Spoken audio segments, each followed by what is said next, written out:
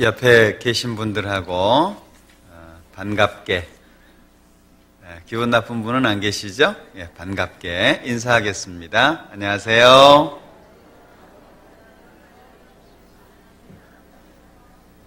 예, 좋은 아침입니다. Good morning, everyone. 주일날 이렇게 뵙는 시간이 우리에게 정말 행복한 시간이 됐으면 좋겠습니다. 그리고 한번 뵐 때마다 서로에게 은혜가 되고 또 감사가 되는 하나님의 축복이 되는 그런 시간이 되었으면 좋겠습니다. 혹시 오래 못 나오다가 이렇게 나오신 분이 옆에 계십니까? 안 계신가요? 예. 우리가 사는 이 시대가 점점 마지막 시대가 되어가고 있습니다. 우리가 예상하는 것보다 훨씬 빠르게 이 세상의 역사가 흘러가고 있다는 것을 기억하시는 게 필요합니다. 그럴수록 우리가 살아가는 한 시간 한 시간이 소중할 수밖에 없고 내가 경험하고 있는 어려움을 반드시 이겨내야만 하는 그런 어려움이라는 걸 알게 될 겁니다. 세월이 마냥 흐른다고 생각을 하면 우리는 여러 가지 욕심이 생기고 잘못된 삶이 이어질 수 있는데 주님이 오실 때가 너무 가깝다라고 하는 것을 알면 내 삶에 절제를 할 수 있고 좀 더 주님을 위해서 살려고 노력하지 않을까 그런 생각이 좀 듭니다. 같이 잠깐 기도하겠습니다. 우리를 사랑하시는 자비로우신 주님 참으로 감사합니다. 우리에게 영원한 천국의 소망을 허락해 주시고 하나님의 자녀로서 살아갈 수 있도록 축복해 주시니 참으로 감사합니다. 우리의 삶을 주관해 주시고 우리의 삶을 통해서 하나님의 크신 뜻이 온전히 나타날 수 있도록 도와주시고 세상의 헛된 것 가운데 마음 뺏기지 않도록 이끌어 주시기를 원합니다.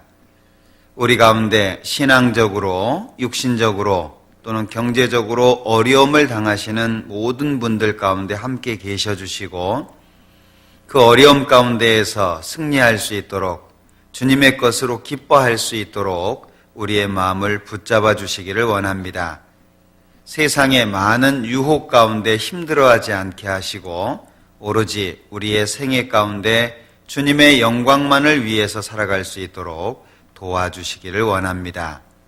주님의 이름으로 모인 모든 곳마다 함께 해주시고 또 특히 해외 선교를 위해서 수고하시는 모든 분들 일일이 기억하셔서 힘들지 않도록 또 잘 견딜 수 있도록 하나님의 크신 역사 가운데 담대할 수 있도록 도와주시기를 원합니다.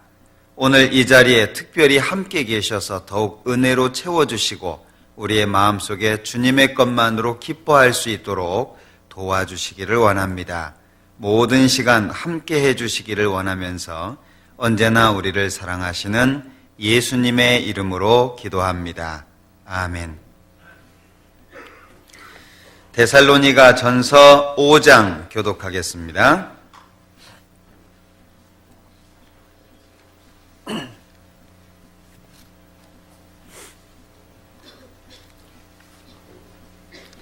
데살로니가 전서 5장 1절부터 28절까지 데살로니가 전서 5장 교독하겠습니다. 형제들아, 때와 시기에 관하여는 너희에게 쓸 것이 없음은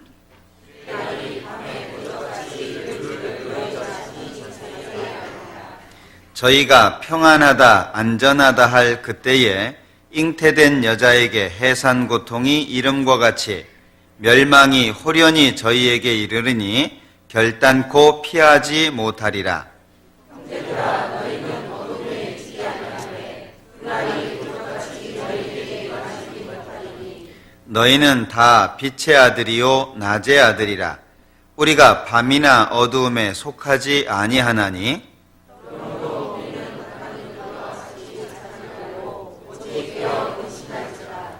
자는 자들은 밤에 자고 취하는 자들은 밤에 취하되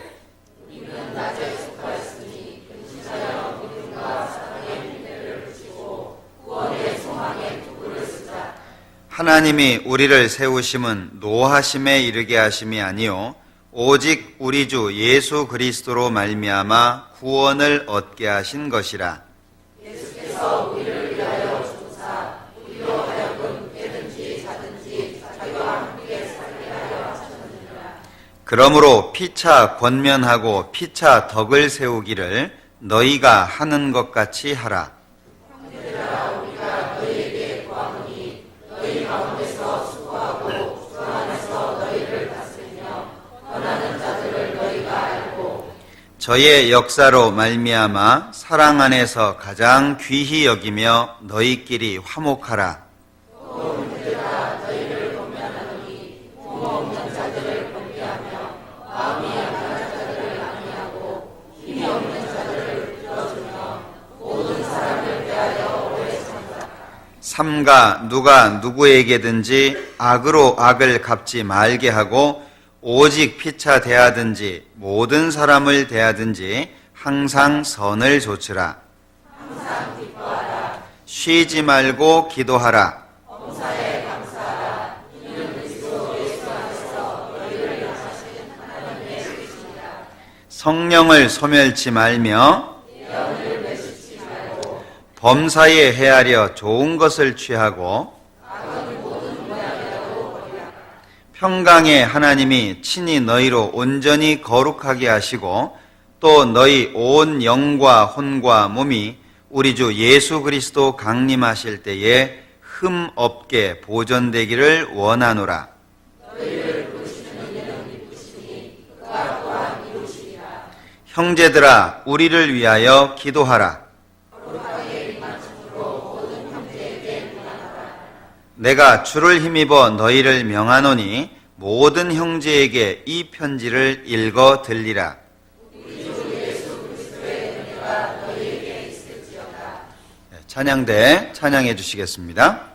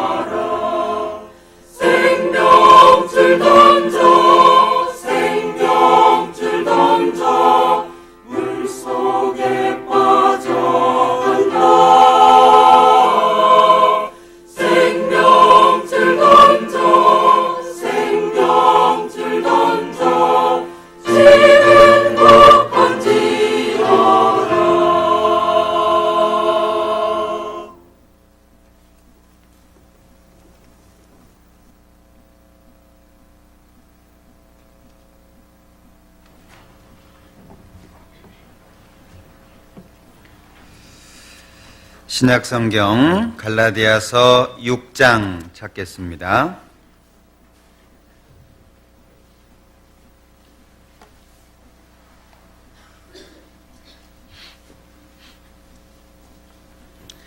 신약성경 갈라디아서 6장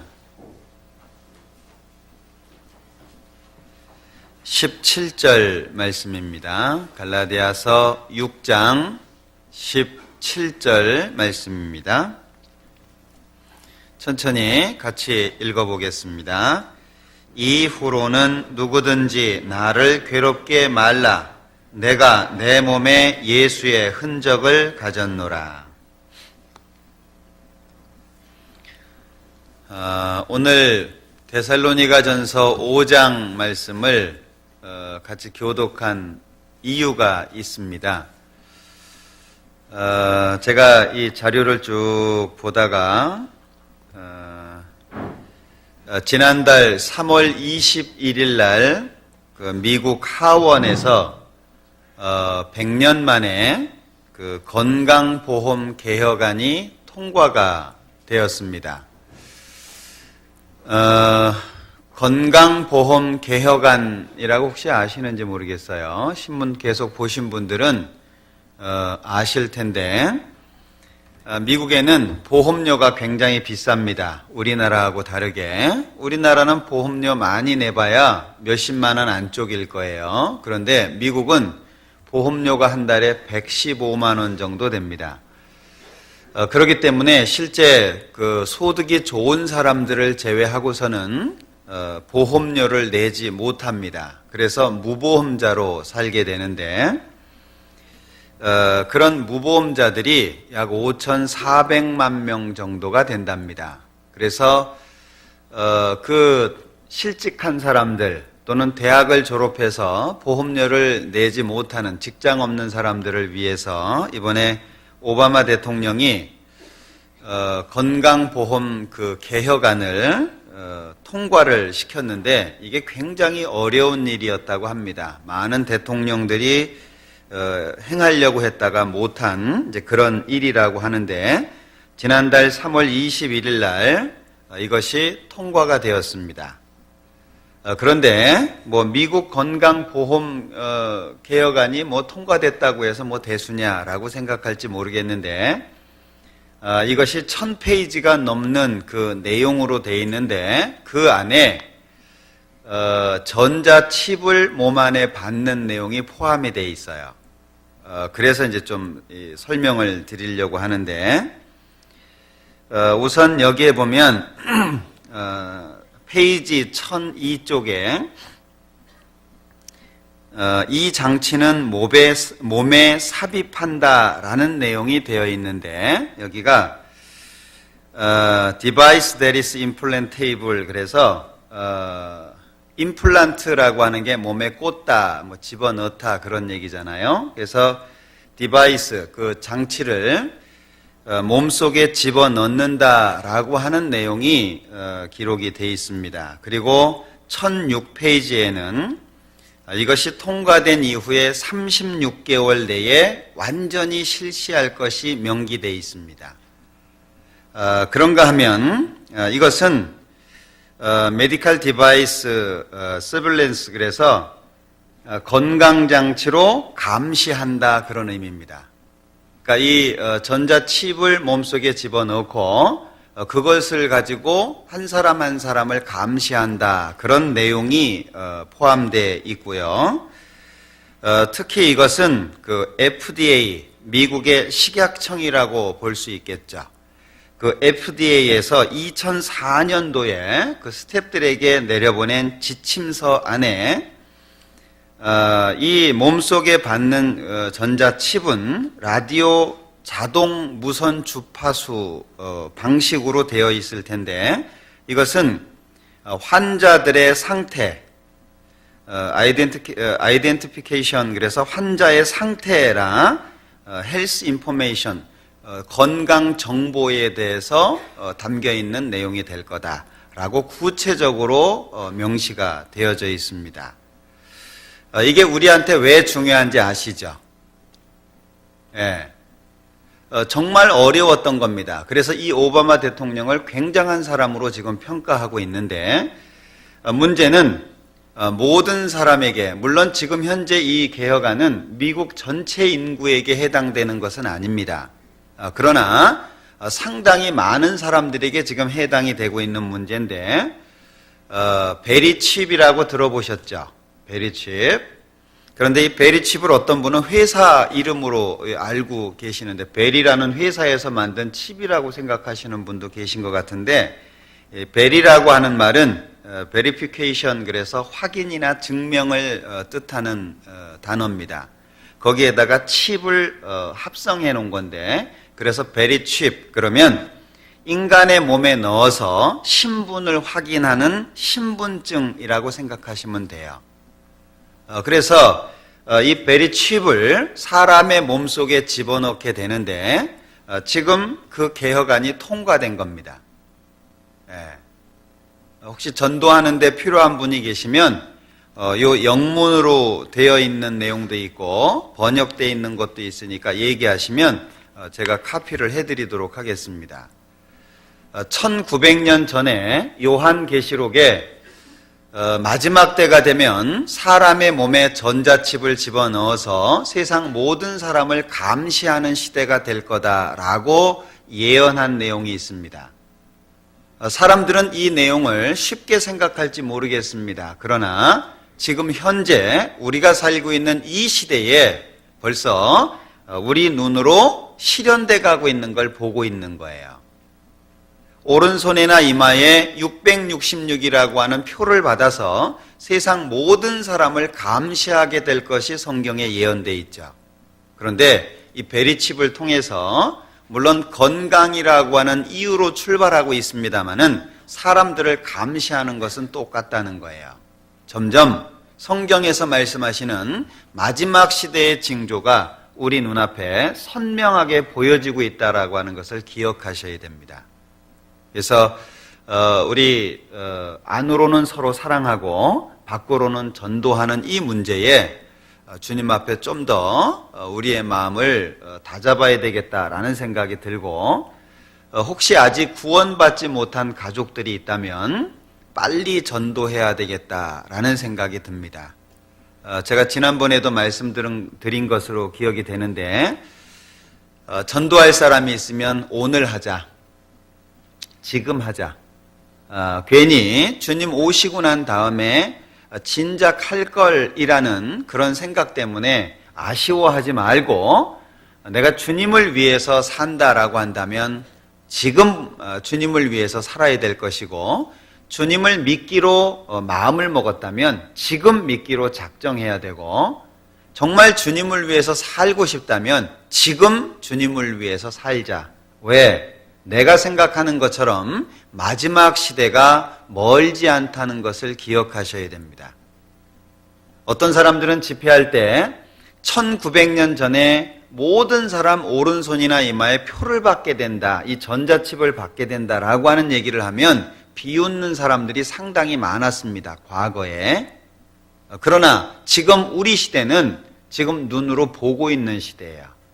미국에서 이 문제가 전 국민에게 실시된다면 그것은 곧 세계가 하나로 이어지고, 그리고 미국에서 일어나는 일들이 세계 모든 사람들에게 일어날 것은 자명한 일입니다. 막연하게 세상의 냄새에 취해서 그렇게 살아야 될 시대는 아니라는 것을 기억하셔야 될 거예요. 우리 구원받은 사람들은 문제될 거 없잖아요. 그러나 내 가족들은 문제가 됩니다. 구원받지 않은 사람들은 반드시 문제가 되도록 돼 있는 거예요. 그래서 제가 말씀을 드리기 전에 이게 최근에 미국에서 진행된 사건이기 때문에 미리 좀 말씀을 드리는 게 좋겠다. 그래서 다음 주에 우리 집회잖아요. 다음 주간 대집회고, 그 다음 주간에 청년들 주관하는 금호공대 집회가 그 다음 주간입니다. 그리고 5월 10일부터 낮 집회가 준비되어 있습니다. 기억하시고요. 정말 주님을 위해서 살아야 될 때가 지금이라는 생각을 하시고, 웬만한 것은 좀 이겨내셨으면 좋겠어요. 웬만한 거는 좀 어렵고 힘들고 좀 살아가는 데 있어서 장애가 되는 것들은 웬만한 것은 좀 버리고 살 수 있어야 되겠다. 그런 생각이 듭니다. 그래서 저도 이 자료를 보면서 굉장히 그 충격을 받았거든요. 예. 특히 이 통과된 그 많은 그 내용들 가운데에서 구체적으로 이 베리칩, 전자칩이 사람의 몸속에 들어간다. 반드시 받아야 되는 것으로 돼 있거든요. 그러니까 받고 싶은 사람은 받고 안 받고 싶은 사람은 안 받는 것이 아니고요. 여기에 명기되어 있는 것 자체가요. 반드시 받는 것으로 돼 있어요. 예, 몸속에 삽입하도록. 그리고 그것으로 건강장치로 감시한다. 뭘 감시하겠어요? 결국에 사람을 감시하는 거거든요. 그리고 그것은 우리가 집회 때마다 듣는 RFID 기억하시죠? 무선 주파수 방식입니다. 그래서 미국에서 작년도 지난달 21일 날, 3월 21일 날 이 건강보험 개혁안이 통과됐다라고 하는 것 자체가 굉장히 중요한 문제예요. 그래서 저 이 자료 보면서 굉장히 충격을 받았습니다. 내가 생각하는 것보다 예수님이 빨리 오실 수 있겠다. 이게 지금 3월 21일 날 하원에서 통과됐는데요. 이게 시행이 되면 3년 안에는 완전 실시할 것이라고 구체적으로 문서화되어 있다는 거예요. 3년 안에. 그 짧은 시간, 그 긴 시간 아니잖아요. 굉장히 짧은 시간이거든요. 그러니까 3년 안에 모든 사람 몸속에 베리칩, 전자칩을 집어넣게 될 것이고, 그리고 그것을 가지고 사람들을 감시하게 될 거다라고 하원에 통과된 내용입니다. 지난달 3월 21일 날.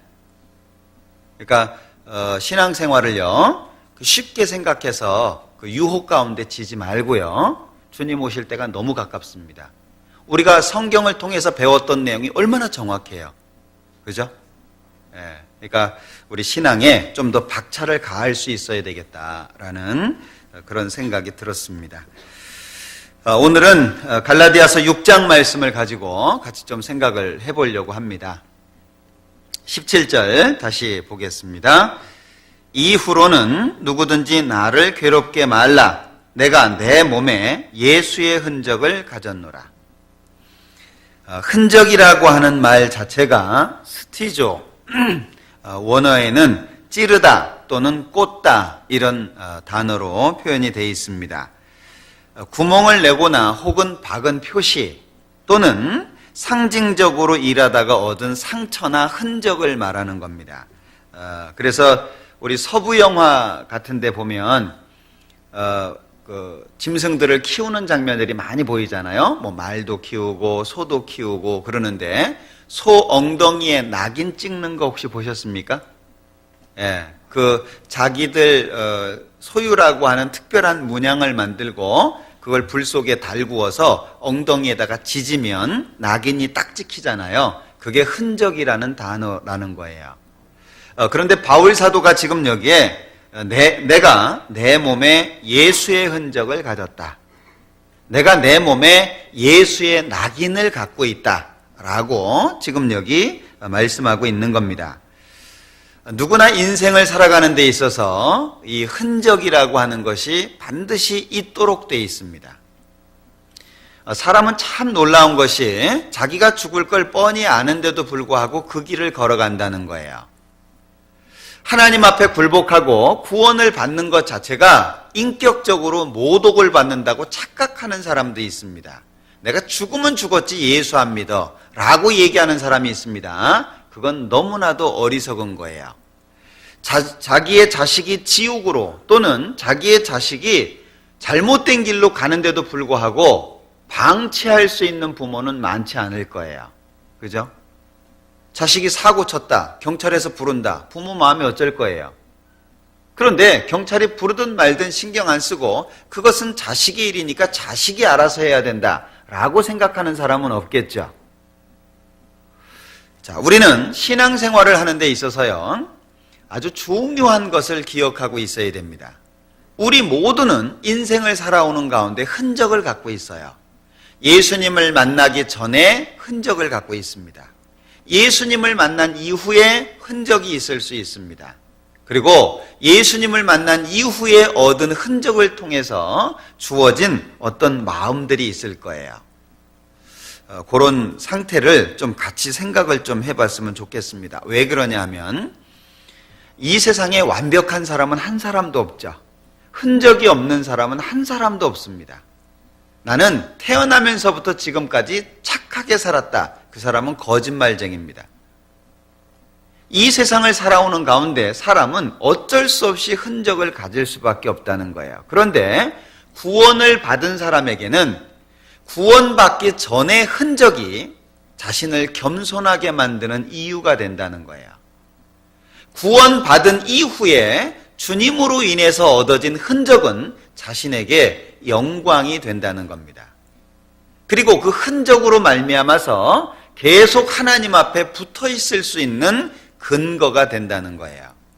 완벽한 사람은 주님을 떠납니다. 그러나 부족한 사람은 주님을 붙잡을 수밖에 없어요. 아픈 사람은 의사를 의지할 수밖에 없지만 건강한 사람은 의사 있든 없든 신경 쓰지 않습니다. 옛날에 많은 사람들이 항해를 하는 중에 많이 죽었다 그래요. 왜냐하면 사람의 몸에서는 비타민 C를 만들어낼 수 없다라고 이야기를 하죠. 사람의 신체는 비타민 C를 스스로 만들어낼 수 없답니다. 그것을 다른 것을 통해서 섭취를 해야 되는데 너무 장시간 항해를 하는 가운데에서 비타민 C의 결핍으로 죽은 사람들이 많다 그래요. 자, 인간은 무엇인가 부족한 것을 느낄 때 그것을 채우려고 하는 겁니다. 아픈 사람은 안 아프고 싶고 가난한 사람은 잘 살고 싶고 운동을 못하는 사람은 잘하고 싶은 마음이 있게 되는 거죠. 마찬가지로 우리가 하나님 앞에서 가지고 있는 어떠한 흔적이라고 하는 것이 하나님 앞에 겸손하게 할 수도 있고 하나님을 끝까지 붙잡을 수 있도록 할 수 있는 이유가 된다는 겁니다. 그런 의미에서 바울 사도는 내가 내 몸에 예수의 흔적을 가졌다라고 표현하고 있는데 좀 구분을 해서 몇 가지를 좀 생각을 해보겠습니다. 우선 첫 번째로는 이 바울 사도가 예수님을 만나기 전에 가졌던 흔적을 한번 생각해 보고 싶습니다. 아마 우리에게도 동일한 모습이 있을지 모르겠어요. 사도행전 26장입니다.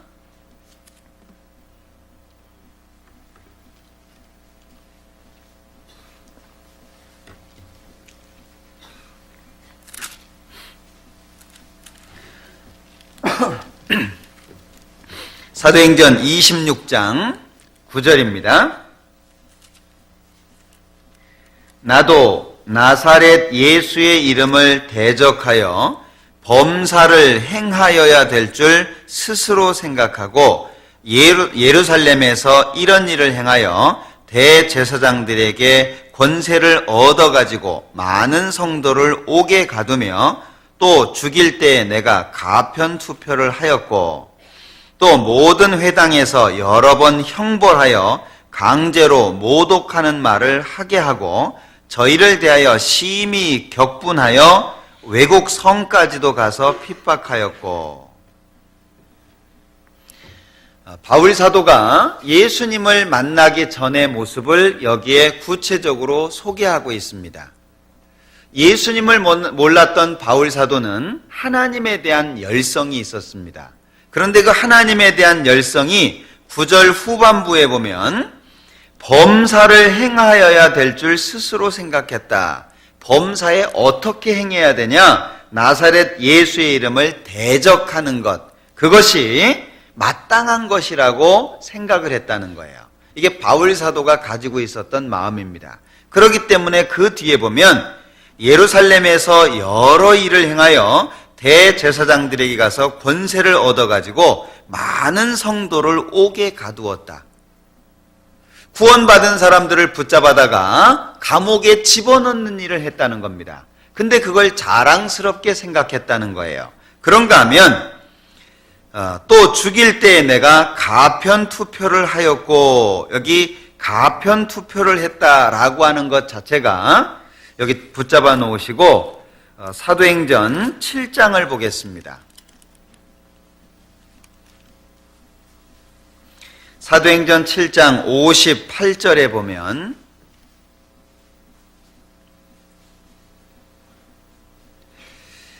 성 밖에 내치고 돌로 칠세 증인들이 옷을 벗어 사울이라 하는 청년의 발 앞에 두니라.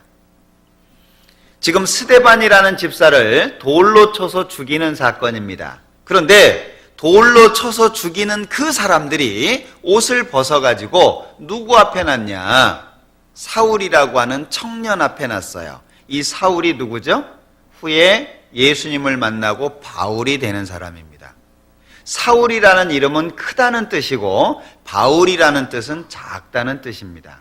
이름에 걸맞게 그는 이스라엘의 첫 번째 왕이었던 사울이라고 하는 동일한 이름을 갖고 있습니다. 이름의 의미가 아주 크다는 겁니다. 그러니까 이 사울이라는 청년 발 앞에 옷을 갖다 둔 거예요. 그런데 바울 사도는 스데반 집사가 죽는 걸 당연하다고 생각한 겁니다. 8장 1절. 사울이 그의 죽임당함을 마땅히 여기더라. 스데반 집사가 죽는 건 당연한 거다라고 생각했다는 거예요. 그러니 여기 3절, 2절. 경건한 사람들이 스데반을 장사하고 위하여 크게 울더라.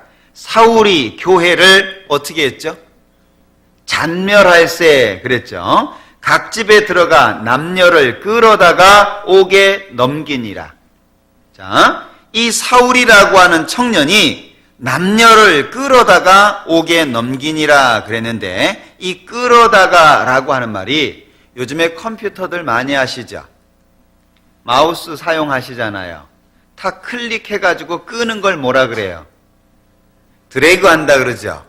여기 영어 성경에 드래깅 오프라고 되어 있어요. 그러니까 끌어다가 이것이 원래 원어에 보면 더럽히다, 모욕하다, 해하다 이런 말이 있어요. 그러니까 모욕을 하고 마치 짐승을 끌고 가는 것처럼 끌어가는 표현으로 설명되어 있는 겁니다. 왜 이럴 수밖에 없었죠? 바울 사도, 즉 사울이라는 청년은 예수님을 대항하는 것이 당연하다고 생각했다는 거예요. 그러니까 실제 요한복음에 보면 많은 사람들이 예수님을 따라갈 때 종교인들이 뭐라고 얘기합니까? 보라, 너희 하는 일이 쓸데없다. 온 세상이 저를 쫓아간다. 예수님 따라간다는 거죠. 그리고 예수 믿는 사람들을 대항할 때 그 사람들이 뭐라고 생각했냐? 이렇게 하는 것이 하나님을 기쁘시게 하는 예다. 이렇게 하면 하나님이 기뻐한다 라고 생각했다는 거예요. 그 대표적인 모습이 사울이라는 청년인 거예요. 그러니까 사도행전 26장에 9절에 나도 나사렛 예수의 이름을 대적하여 범사에 행하여야 될 줄 스스로 생각했다. 그럴 수밖에 없겠죠.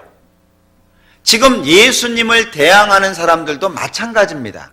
예수님을 안 믿으려고 생각하는 사람들도 마찬가지입니다. 그게 당연하다고 생각한 거예요.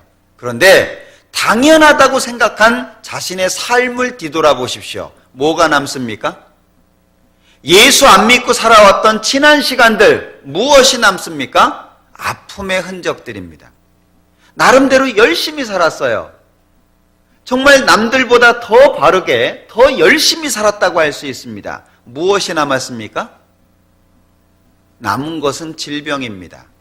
남은 것은 슬픔입니다. 남은 것은 허무함입니다. 잠도 안 자가면서 두 가지 일을 하면서 그리고 남들이 하지 않는 더러운 일을 해가면서 열심히 살았습니다. 뭐가 남았죠? 뒤돌아보십시오. 아픔과 슬픔밖에 없습니다. 고통밖에 없습니다. 사람들은 그것이 옳다라고 생각하고 살아가는 거예요. 그러니까 많은 사람들이 잡지도 못하는 돈을 위해서 살아가고 있습니다. 내가 조금의 돈이라도 더 벌어보기 위해서 다른 사람을 아프게 하고 슬프게 한다는 거예요. 심지어는 다른 사람을 짓밟아 가면서도 나는 잘 살아야 된다고 생각하고 있는 겁니다. 뒤돌아보십시오. 무엇이 남습니까? 수고와 슬픔뿐입니다. 우리의 연수가 70이요 강건하면 80이라도 그 연수의 자랑은 수고와 슬픔뿐이요 신속히 가니 우리가 날아가나이다. 이게 바울 사도가 예수님을 만나기 전의 모습입니다. 그러니까 다메섹까지 가는 거예요. 그 이스라엘 위쪽으로 시리아라고 하는 나라가 있죠. 거기에 다마스쿠스라고 하는 도시가 있습니다. 그 다메섹으로 예수 믿는 사람들을 붙잡아다가 감옥에 집어 넣으려고 지금 살기가 등등해서 가고 있는 거예요. 자, 사도행전 9장 1절입니다. 사울이 주의 제자들을 대하여 여전히 위협과 살기가 등등하여 대제사장에게 가서 다메섹 여러 교회에 갈 공문을 청하니 이는 만일 그 돌을 좇는 사람을 만나면 물론 남녀하고 결박하여 예루살렘으로 잡아오려 함이라. 어떤 상태인지 아시죠? 아마 눈에는 불이 나올지 몰라요. 살기가 등등하다 그랬습니다. 정말 무섭죠. 천주교 시대 당시에 얼마나 많은 사람들이 죽었습니까? 예수 믿는다는 이유로 그들은 목을 매달아 죽이고 목을 잘라서 죽이고 화형을 시켜서 죽이고 수많은 사람들이 죽어갔습니다. 심지어는 사자밥이 되어가면서. 그러나 그들은 그것이 옳다라고 생각한 거예요. 그것이 맞다라고 생각을 한 겁니다. 그러니까 그 사람들은 당연히 죽어야 된다고 생각을 했던 거예요. 자, 사도행전 26장 11절. 또 모든 회당에서 여러 번 형벌하여 강제로 모독하는 말을 하게 하고. 정말 나쁘죠? 예수 믿는 사람을 강제로 예수 욕해라 그 얘기예요. 예수 부정해라 그 얘기입니다. 너 예수 믿으면 지금 당장 죽일 테니까 예수 안 믿는다고 얘기해라. 예수님 이름에 침을 뱉어라 그런 얘기예요. 우리나라 6.25 때 그런 일이 있었다 그러죠. 그 북한 군인들이 마을을 점령을 했습니다. 그 교회당에 사람들을 다 불러 모았대요. 그리고 예수 믿는 사람들을 선별한 겁니다. 그리고 총을 들이대고 위협을 하면서 예수님의 십자가 그 사진을 땅바닥에다가 집어 던지고 거기에 침을 뱉고 지나가라는 거예요. 침을 뱉고 발로 밟고 지나가라는 거예요. 그러면 살려주겠다는 겁니다. 처음엔 사람들이 주저주저했습니다. 그러나 총알이 튀어나오고 위협하는 그 모습이 너무 무서웠기 때문에 장로로부터 시작해서 그 사진을 집어 던지고 침을 뱉고 발로 밟고 지나가게 된 거예요. 한 사람이 지나가니까 두 번째는 쉽죠? 교회당에 다녔던 사람들이 다 발로 밟고 지나갔습니다. 마지막에 작은 어린아이 하나가 눈물을 흘리면서 그 침으로 더러워지고 발로 밟아서 더러워진 예수님의 사진을 자신의 가슴으로 씻어내리면서 나는 예수님의 얼굴에 침을 뱉을 수 없다고 이야기를 했대요. 그날 누가 죽었는지 아시죠? 침 뱉고 지나간 사람들 다 죽였답니다. 북한군 장교가. 믿으려면 얘처럼 믿으라 그 얘기예요. 네. 많은 사람들이 예수님을 대적합니다. 심지어 예수님을 믿는다라고 하는 사람들조차도 바르게 믿는 것을 거부하고 대충 믿는 걸 좋아합니다. 심지어 구원받았다라고 하는 사람들조차도 늘 말씀을 들으면서도 양심의 갈등이 있는 가운데에서도 자꾸 타협을 합니다. 그게 현실이에요. 여기까지만, 이 정도는 나는 어쩔 수 없으니까. 주님께서 나는 어쩔 수 없다라고 하셨다면 이 세상에 오시지 않았어요. 그렇다면 우리에게는 희망이 없는 겁니다. 너무나도 작은 유혹에 넘어지는 거예요. 어째서 넘어진 유혹에 또 넘어지냐 하는 거예요. 돼지가 그 씻은 상태에서 다시 더러운 것으로 돌아갑니다. 개는 토했던 것을 도로 먹습니다. 그건 개니까 그러는 거예요. 근데 구원받은 사람이 개입니까?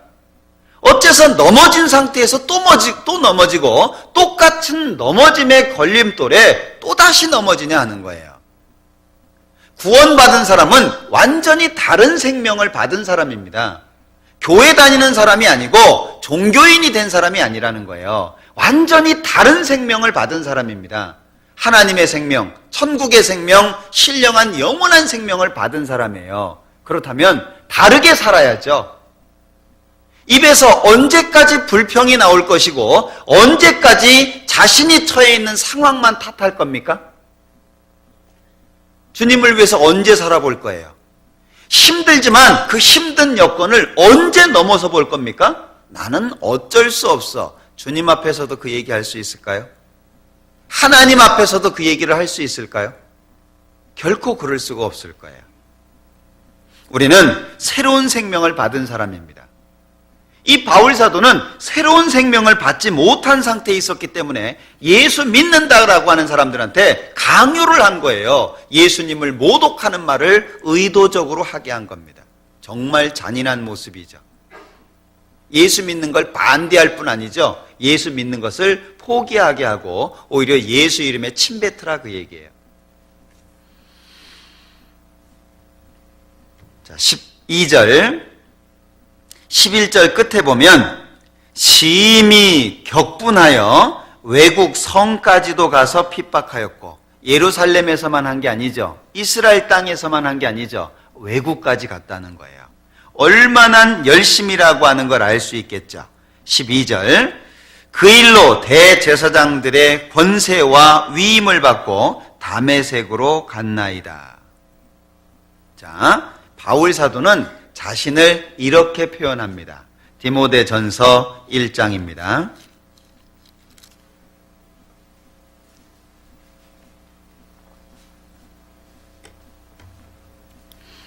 디모데전서 1장 13절 같이 읽겠습니다.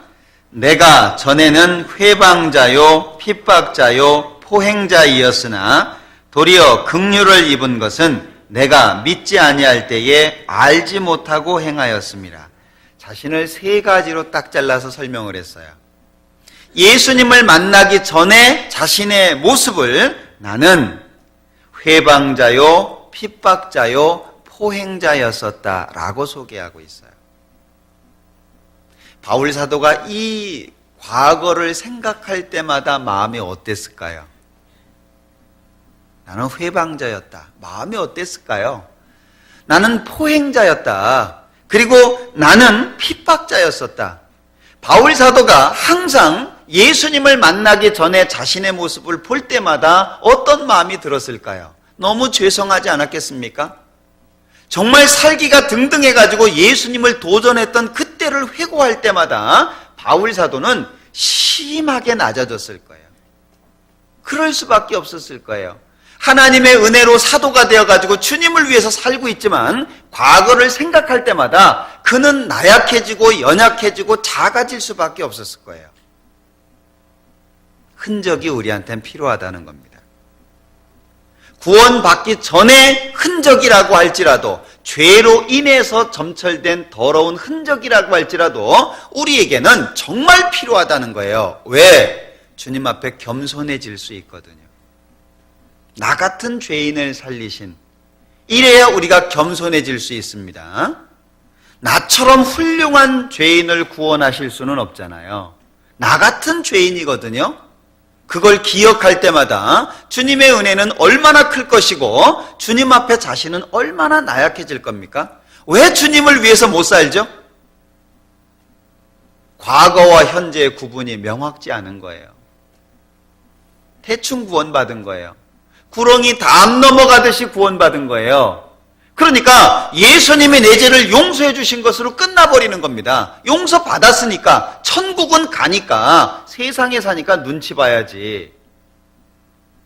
언제까지 그럴 수밖에 없어요. 하나님이 하지 마라 그러는 것도 세상이니까. 구원은 받았는데 죄 용서 다 받았는데, 앞으로 지을 죄까지 다 용서받았는데 정말 그렇다고 생각되십니까? 우린 뭔가 다른 마음을 가져야 돼요. 어째서 과거를 청산하지 못합니까? 어째서 현재의 삶 속에서 과거의 끈을 붙잡고 사느냐 하는 거예요. 이유가 뭐죠? 정말 죽기 살기로 주님을 위해서 못 살아요.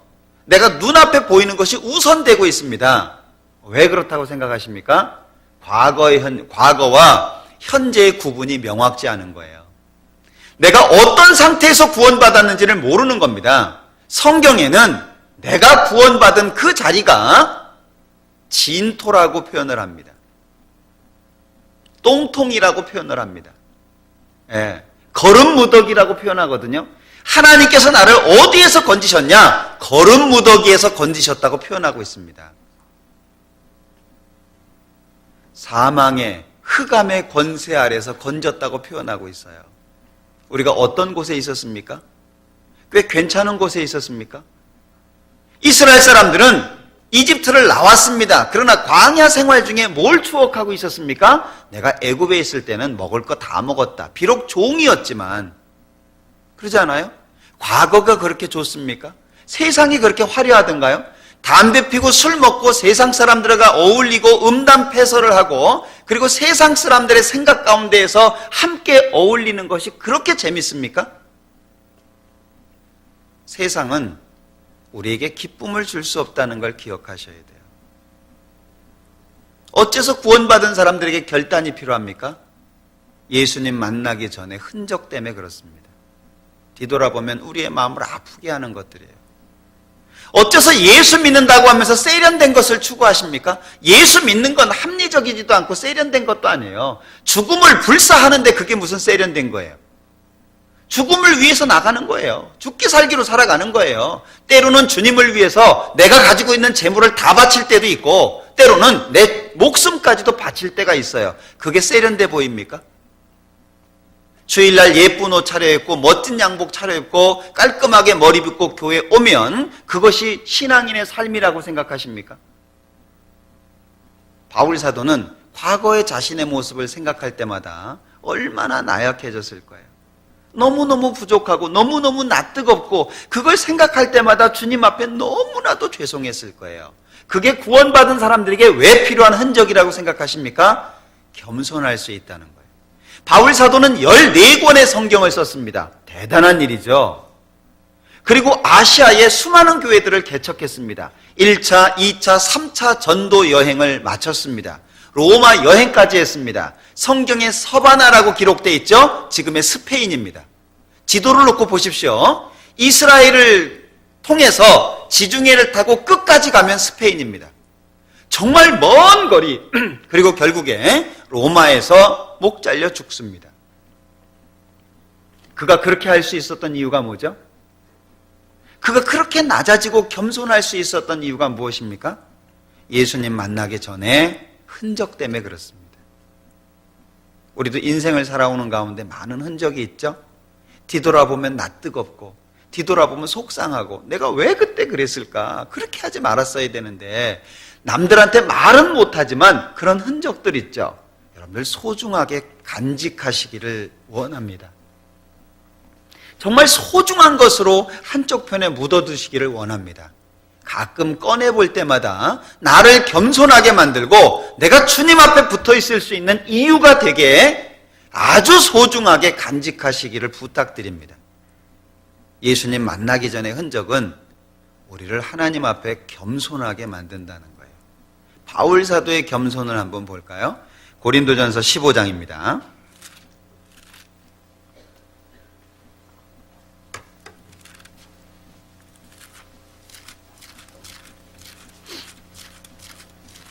고린도전서 15장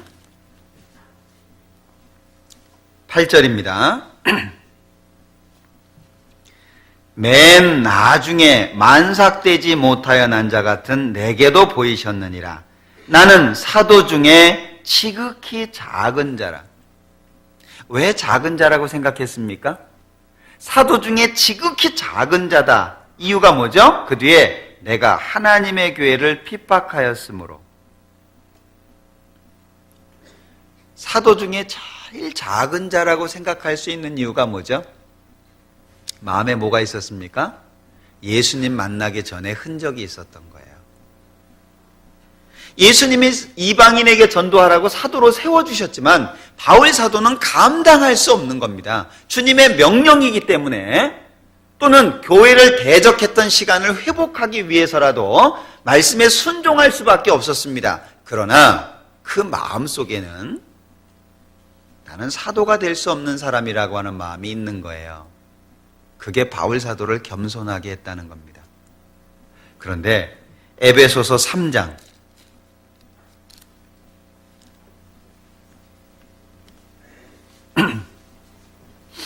에베소서 3장 8절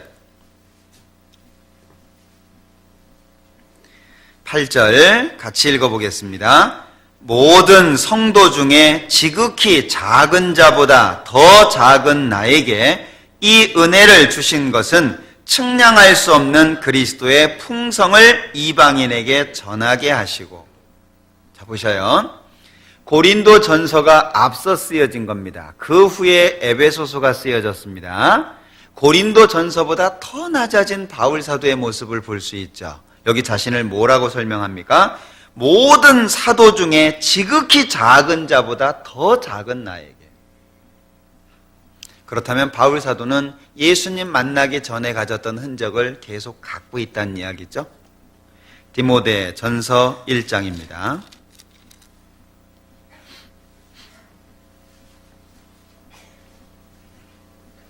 15절, 디모데전서 1장 15절 같이 읽어봅니다. mit보다 모든 사람이 받을 만한 이 말이여, 그리스도 예수께서 죄인을 구원하시려고 세상에 임하셨다 하였도다. 죄인 중에 내가 괴순이라. 여기 내가가 누구죠? 바울 사도 자신을 말합니다. 우리가 성경을 보면 말라기서에 어떻게 우리가 주의 이름을 멸시하고 어떻게 우리가 주를 더럽게 했습니까? 아니, 인간이 어떻게 하나님을 더럽게 할 수 있고 하나님을 도전할 수 있습니까? 이스라엘 사람들은 말라기에 그렇게 외칩니다. 말라기 1장입니다. 구약성경 제일 끝부분입니다. 말라기 1장.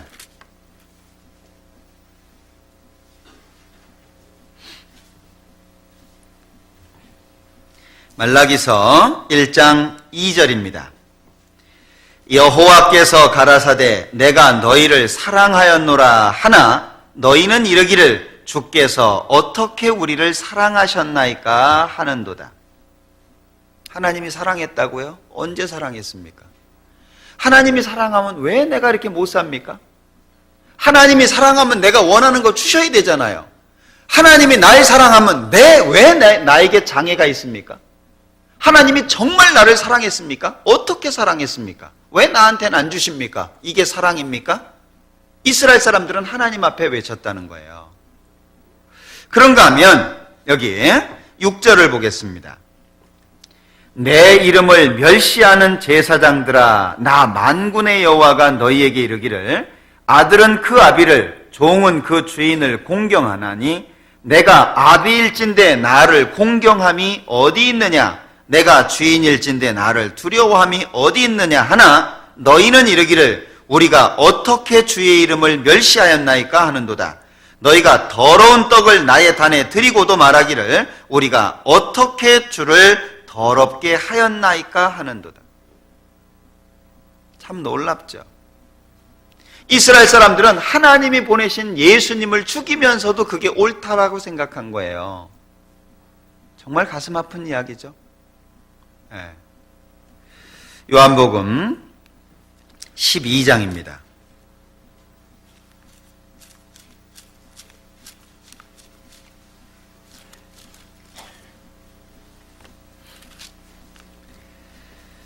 요한복음 12장 19절 바리새인들이 서로 말하되 볼지어다 너희 하는 일이 쓸데없다. 보라 온 세상이 저를 좇는도다 하니라. 너 지금 뭐 하고 있냐? 다 예수 따라간다. 우리 망했다. 요한복음 16장입니다. 2절 같이 읽겠습니다. 사람들이 너희를 추례할 뿐 아니라 때가 이르면 무릇 너희를 죽이는 자가 생각하기를 이것이 하나님을 섬기는 예라 하리라. 사람 죽여놓고, 예수 믿는 사람들 죽여놓고 쫓아내놓고 이렇게 하는 것이 하나님을 섬기는 예다. 왜 그럴 수 있죠? 하나님에 대한 잘못된 지식을 갖고 있었다는 거예요. 심지어 이사야서 1장에 보면 소는 그 임자를 알고 나귀는 그 주인의 구유를 알건만은 짐승만도 못하다는 거예요. 예. 소는 먹이를 주는 그 주인의 그 음성을 알아듣습니다. 주인을 알아봅니다. 소조차도, 나귀도 알아봅니다. 개도 자기를 좋아하는 주인은 반겨합니다. 짐승이 이런데 어째서 하나님의 백성은 짐승만도 못하냐? 지금 그 말씀을 여기에서 하고 계신 겁니다. 예레미야서 8장에 보면 공중의 학은 그 정한 시기를 알고 반구와 제비와 두루미는 그 올 때를 지키거늘. 짐승들은 하나님이 정해놓으신 그 본성을 따라서 산다는 거예요.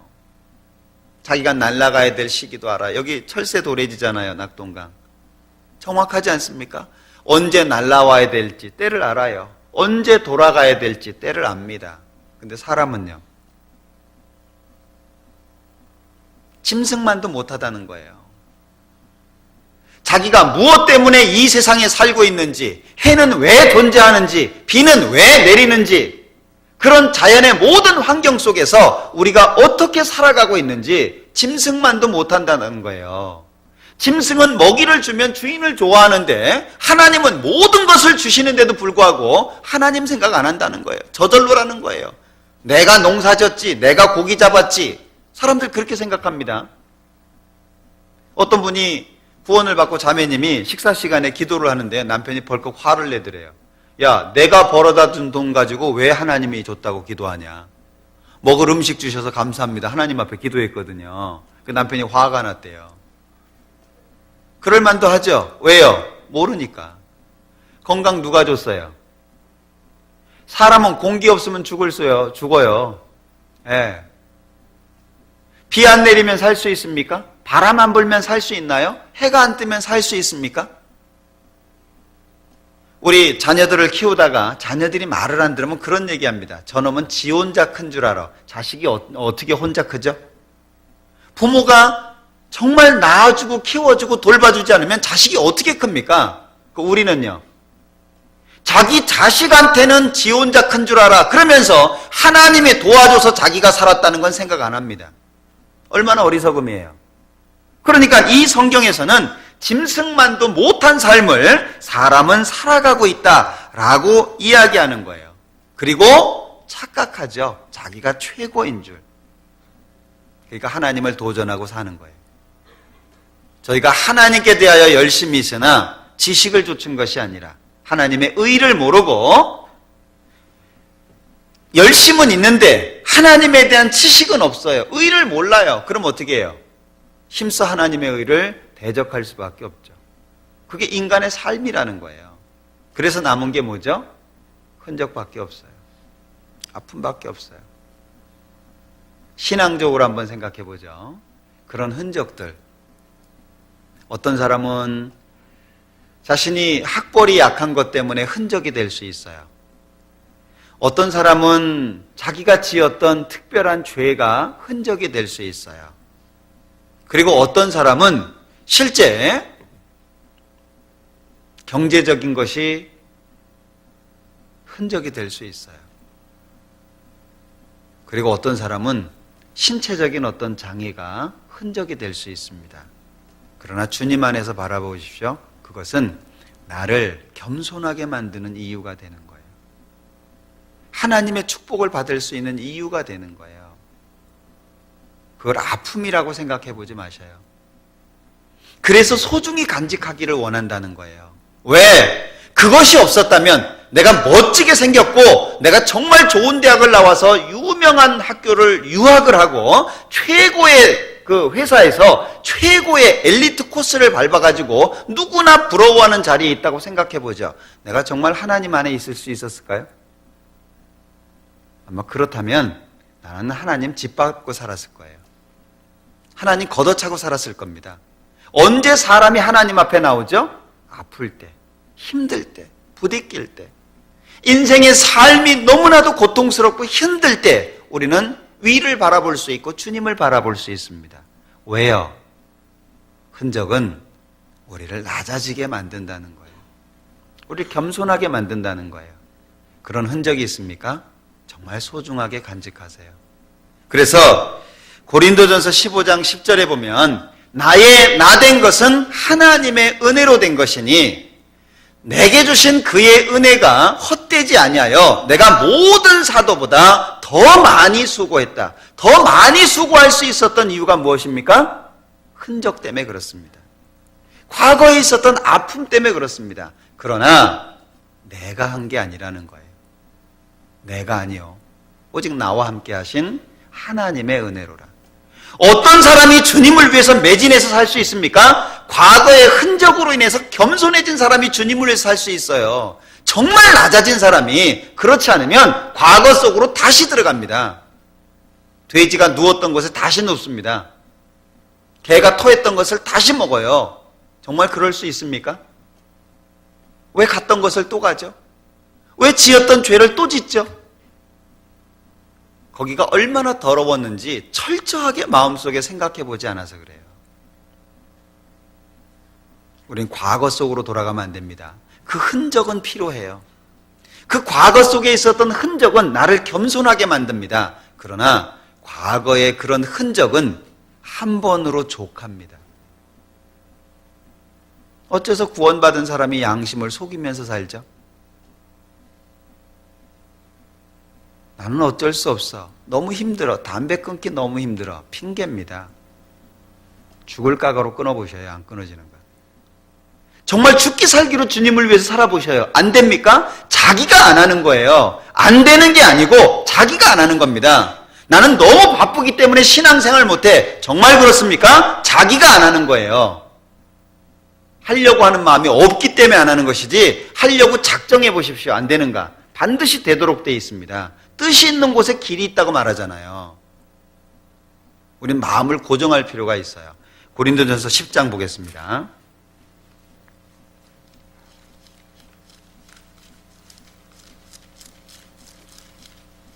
고린도전서 10장이 아니고 15장입니다. 15장 10절. 바울 사도의 고백이 나의 고백이 됐으면 좋겠습니다. 그런 마음으로 이 바울 사도가 고백했던 이 고백이 참으로 내 고백이 되기 위해서 그런 마음으로 같이 한번 읽어보겠습니다. 10절. 그러나 나의 나된 것은 하나님의 은혜로 된 것이니 내게 주신 그의 은혜가 헛되지 아니하여 내가 모든 사도보다 더 많이 수고하였으나 내가 아니요 오직 나와 함께 하신 하나님의 은혜로라. 오늘은 이 말씀 외워보셔요. 오늘은 이 말씀만 외우라고 말씀을 드리겠습니다. 제가 세 가지를 말씀을 드리려고 그랬는데 세 가지 너무 많으니까 이거 외워보셔요. 자꾸 생각해 보셔요. 나의 나 된 것은 하나님의 은혜로 된 것이다. 내가 현재 이 자리에 있는 것은 하나님의 은혜다. 뭐가 불평스럽죠? 조그만 방에서 사는 게 불평스럽습니까? 남들처럼 꽃 구경 못 가는 게 불평스럽습니까? 남들처럼 어디 여행 못 가는 게 불평스럽습니까? 외식 못 하는 게 불평스러워요? 배불러서 그래요. 하나님의 은혜가 얼마나 큰지에 대해서 생각을 안 해봐서 그래요. 지금 나한테 있는 내 위치가 최상의 위치라는 거 아십니까? 제일 좋은 위치라는 거 아셔요? 못하는 거 쳐다보고 슬퍼하지 마셔요. 나의 나 된 것은 하나님의 은혜로 된 것입니다. 내가 무엇을 할 수 있었겠습니까? 나는 지옥 갈 수밖에 없었습니다. 나는 죄로 말미암아서 심판받을 수밖에 없었어요. 십자가를 바라보십시오. 지금 이 순간 높이 달린 십자가를 바라보십시오. 십자가에 무엇이 있습니까? 비참한 죽음이 있습니다. 그 죽음이 누구를 위해서입니까? 여러분들 십자가를 한번 바라보셔요. 십자가에서 피를 흘리는 그 예수님을 한번 바라보셔요. 지금 이 순간 내 앞에 십자가가 걸려있고 그 위에 한 사람이 손과 발에 못이 박혀 있고 머리에는 가시면류관이 있고 가슴에는 창이 찔려 있습니다. 피를 줄줄 흘리고 죽어가고 있어요. 왜 그렇게 비참하게 예수님이 죽습니까? 누구 때문에? 내 죄 용서하기 위해서 그렇게 죽으시는 거잖아요. 내가 뭔데? 나라고 하는 존재가 도대체 무엇이길래 하나님, 독생자라고 표현되어 있는 그 예수님께서 이 땅에 오셔야만 하죠? 그리고 비참하게 십자가에서 죽습니까? 한번 바라보셔요. 주를 보라. 예수님을 한번 바라보십시오. 그 예수님은 내 죄를 영원히 용서하기 위해서 십자가에 달리신 거예요. 남 일이라고 생각하십니까? 그게 남의 일입니까? 나하고 상관없는 일입니까? 때가 찼고 하나님의 나라가 가까웠으니 회개하고 복음을 믿으라. 복음이 무엇입니까? 예수님의 죽음과 부활입니다. 내 대신 죽으신 예수님을 보는 거예요. 내가 지은 죄 때문에 예수님이 죽은 걸 보는 겁니다. 나 같은 나쁜 사람이 어디 있어요? 나같이 못된 사람이 어디 있습니까? 나같이 지옥 가기에 딱 맞는 사람이 어디 있어요? 조금만 기분 나쁘면 성질내고 마음에 안 맞으면 거친 소리 나오고 기분 나쁘면 두들겨 패버리고 얼마나 쉽게 삐지고 미워하고 시기하고 질투하고 내 마음속에 가득한 한은 어떻고요? 사람에 대한 불평, 세상에 대한 불평은 어떻고요? 나같이 나쁜 사람이 어디 있습니까? 누구를 향해서 손가락질을 하죠? 내가 제일 나쁜 사람인데 그런 나를 위해서 예수님은 십자가에 죽어주신 거예요. 안 보이십니까? 그게 남 일입니까? 내 대신 죽은 사람을 향해서 침뱉을 수 있습니까? 내 대신 죽은 사람을 향해서 저 예수쟁이라고 얘기할 수 있습니까? 한번 십자가를 바라보셔요. 마음속에 그 십자가를 한번 세워보셔요. 나를 너무나도 사랑하셔서 나를 사랑하사 나를 위하여 자기 몸을 버리신 하나님의 아들이십니다. 보이십니까? 제대로 안 보이니까 그 예수님의 십자가가 아무렇지도 않은 거예요. 자기를 살릴 수 있는 유일한 도구입니다. 십자가. 십자가를 바라보십시오. 피 흘린 십자가를 한번 보셔요. 예수님의 피가 온통 묻어있는 그 피 묻은 십자가를 바라봐 보셔요. 내 죄 용서하신 겁니다. 내 죄를 용서하기 위해서 죽으신 거예요. 그 자리를 한번 봐보셔요. 미안하지도 않습니까? 내 대신 죽었는데 내 모든 죄를 용서하셨는데 온몸에 있는 물과 피를 다 쏟았는데 그리고 다 이루었다고 선언해 주시고 죄 때문에 걱정하지 말라고 나타나신 부활하신 예수님이 손과 옆구리를 보여주셨어요. 너희에게 평강이 있을지어다. 그 예수님이 천국에서 만나자는 거예요. 내가 수고해서 뭔가를 해놨으면 거두어드리기를 원하지 않습니까? 수고해서 씨를 뿌렸으면 씨 뿌리고 끝나겠어요? 수확을 원하잖아요. 씨 왜 뿌렸어요? 거두어드리는 게 목적입니다. 예수님이 왜 피를 흘려주셨습니까? 피 흘려주는 것으로 끝나려고요? 아닙니다. 영원한 천국으로 데려가려고 하시는 거예요. 십자가를 보셔요. 여러분들 십자가를 보십시오. 십자가에서 피를 흘리는 예수님을 보셔요. 누구보다도 나를 사랑하신 그분을 한번 보셔요. 마음이 아무렇지도 않습니까? 그분 앞에 우리는 미안한 삶을 살면 안 돼요. 죄송한 삶을 살면 안 돼요. 언제까지 십자가 앞에서 미안하게 살 겁니까? 언제까지 십자가를 피해가면서 살 겁니까? 언제까지 십자가보다 더 중요한 게 경제적인 이유가 될 겁니까? 언제까지? 예수님은 다 죽어주셨는데 나는 피곤해서 안 돼. 나는 돈 없어서 안 돼. 난 너무 바빠서 안 돼. 나는 할 일이 너무 많아. 언제까지요? 우리 언제까지 미안하게 살죠? 제가 오늘 아침에도 이렇게 계단 올라오면서 관절염 때문에 힘들어 하시는 우리 어르신들을 뵀어요. 힘들게 계단 하나하나 올라와요. 그 모습을 보면서 제가 그냥 지나가는 말로 얘기를 했어요. 빨리 엘리베이터를 놔야 될 텐데. 근데 한편으로 생각이 들었어요. 힘든데도 뭐하러 그렇게 올라와요? 집에서 쉬지.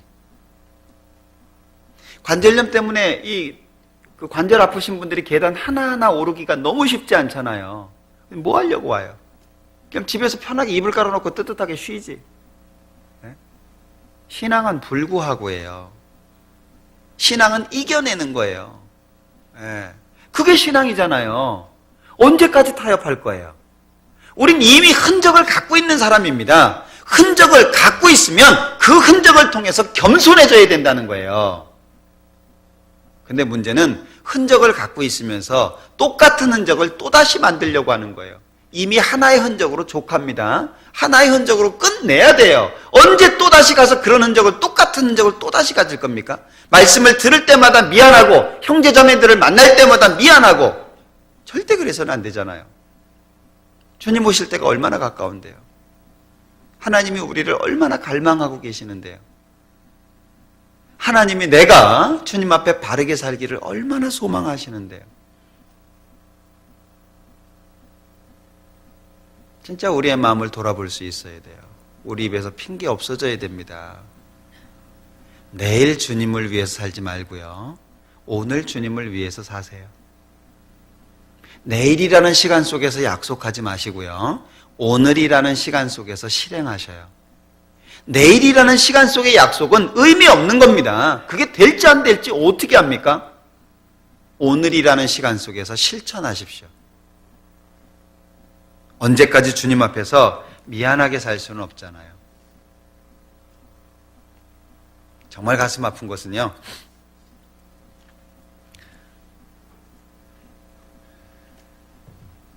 설교할 때 제일 힘든 게 뭐냐면요, 교회당이 떠나가라 소리를 지르는데 주무시는 분들이 있다는 거예요.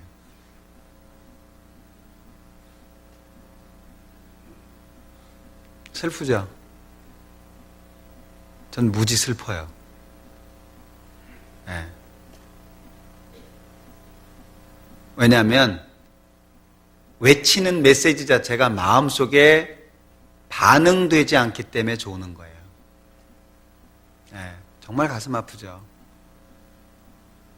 그러니까 말씀 끝까지 못 듣는 분들은 반드시 화장실 몇 번 갔다 오고요. 그분은 그 다음에 또 갔다 와요. 습관이 돼버려요. 우리가 말씀을 배우는 이유는 그걸 마음속에다 담고 자기 것으로 만들기 위해서예요. 그죠? 그리고 그걸 생활 속에서 적용시키기 위해서 배우는 거예요. 근데 왜 졸아요? 관심이 없는 거예요. 재미가 없는 거죠. 물론 다 그런 건 아닙니다. 그러나 그런 분들이 눈에 띄면 기운이 빠져요. 에이, 그만할까? 내가 하는 얘기가 별로 효과가 없는 얘기네. 별로 유익이 안 되나? 그만두고 싶은 마음도 있고요. 정말 너무나도 중요한 문제인데, 그죠? 물론 제가 이제 큰 소리치니까 기분 나쁠 수도 있을 것 같아요. 야단 맞는 것 같아서. 어떤 분 그러대요. 이 목사는 맨날 야단만 친다고. 공감하시는 분들이 계신 것 같아요. 이렇게 웃으시네. 예, 좋은 얘기를 해야 되는데, 그죠? 듣기 좋은 얘기. 언제나 들어도 별로 마음에 문제 안 되는 얘기, 그런 얘기 해주면 참 좋은데, 사실은 이렇게 최근 들어서 제 자신이 너무 이제 속상하고, 제 자신이 주님을 위해서 잘 못 사는 것 자체가 너무 속상하고, 좀 더 주님을 위해서 더 열심히 살고, 형제 자매님들을 위해서 더 열심히 뭔가 하고 싶고, 그런데 안 되는 부분들 때문에 최근에 제가 좀 좌절감을 맛본 게 있었어요. 말씀드렸죠. 저는 아침에 이렇게 기도할 때 우리 성도 수첩 가지고 기도를 한다고 말씀드렸잖아요. 성도 수첩을 이렇게 뒤적거리다 보면요, 제가 도와줄 수 있는 분들이 하나도 없어요. 너무 속상했어요. 이분은 이런 문제가 있고, 이분은 이런 어려움이 있고, 이분은 이런 게 좀 해결됐으면 좋겠고, 늘 기도를 하는데 제가 해드릴 게 아무것도 없어요. 입버릇처럼 나는 기도하는 것밖에 할 수가 없나. 기도라고 하는 것 자체가 너무 큰 것인 것은 틀림없습니다. 그리고 늘 기도합니다. 그러나 제가 직접 해드릴 게 없는 게 너무 속상한 거예요. 제가 하나님 앞에 저 돈 좀 주세요라고 기도한다 그랬죠. 저 진짜 그러거든요. 하고 싶은 게 너무 많아요. 정말 도움을 드려야 될 분들은 너무 많아요. 아픔을 다 가지고 있어요. 그런데 제가 할 게 없는 거예요. 그런 좌절감 맛봐보셨어요? 너무너무 속상한 거예요. 아, 내가 이 정도밖에 안 되는구나. 내가 너무 나약하구나. 네?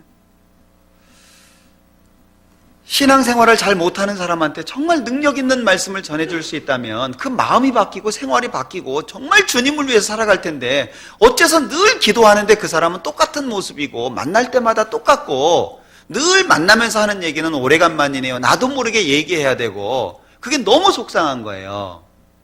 기도를 하는데요. 눈물이 줄줄 흐르더라고요.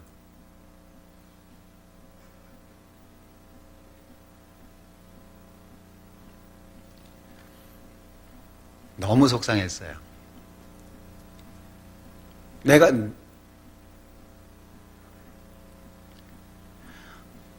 할 게 없더라고요. 뭘 도와줄까? 뭘 도와줄까? 정말 도와주고 싶은데, 잘할 수 있도록 해주고 싶은데, 어려운 분들 좀 함께 해주고 싶은데, 제가 가지고 있는 능력이 너무 적은 거예요. 너무너무 속상해가지고, 이번에 집회도 있었지만 그래서 제가 다시 금식을 하게 된 겁니다. 너무 속상해서 하나님이 좀 능력을 주셨으면 좋겠다고. 하나님, 저는 어떻게 돼도 좋으니까 제 생명이 단축돼도 괜찮고, 제가 지금 읽고 있는 책이 그 헨리 스쿠걸이라고 하는 사람이 쓴 책인데요. 28살에 죽었어요. 28살에 죽었는데 그 사람이 지은 책이 그 웨슬레를 영향시켰고요. 그리고 영국의 그 굉장한 각성 운동을 일으켰던 휘필드라고 하는 사람을 영향을 줬어요.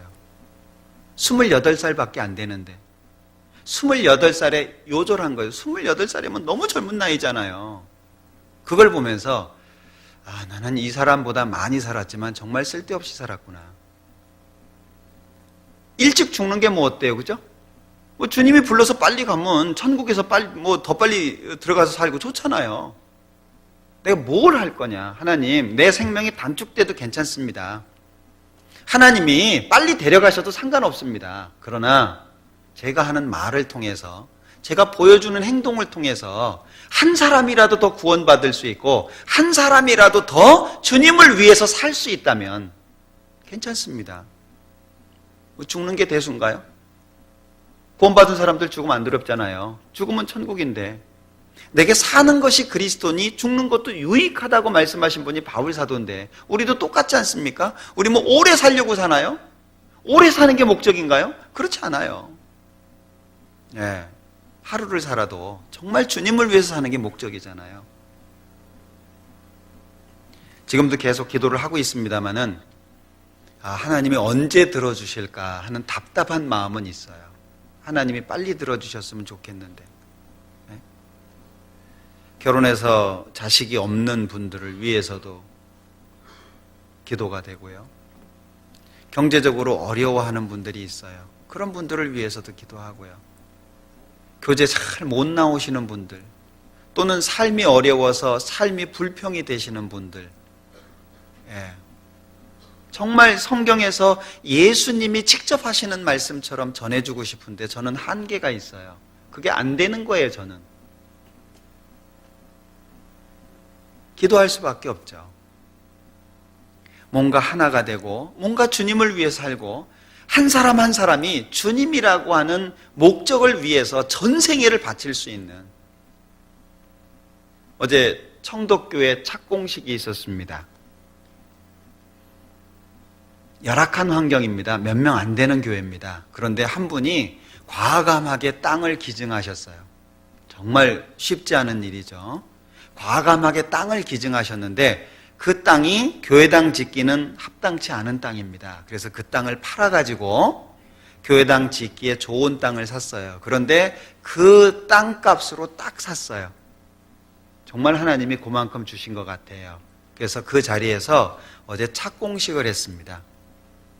그래서 우리 교회에서도 참석해야 되고, 또 이영민 목사님이 지금 서울 중랑교회 집회 중이시기 때문에 이 목사님이 끝날 때 기도를 하셔야 되는데 사람이 없기 때문에 제가 이제 갔어요. 그래서 마지막 끝나는 기도를 했는데, 저는 시간이 1시에 출발하기로 했는데 1시 되면서까지 이제 혼자 가야 되나 보다 그런 생각을 했어요.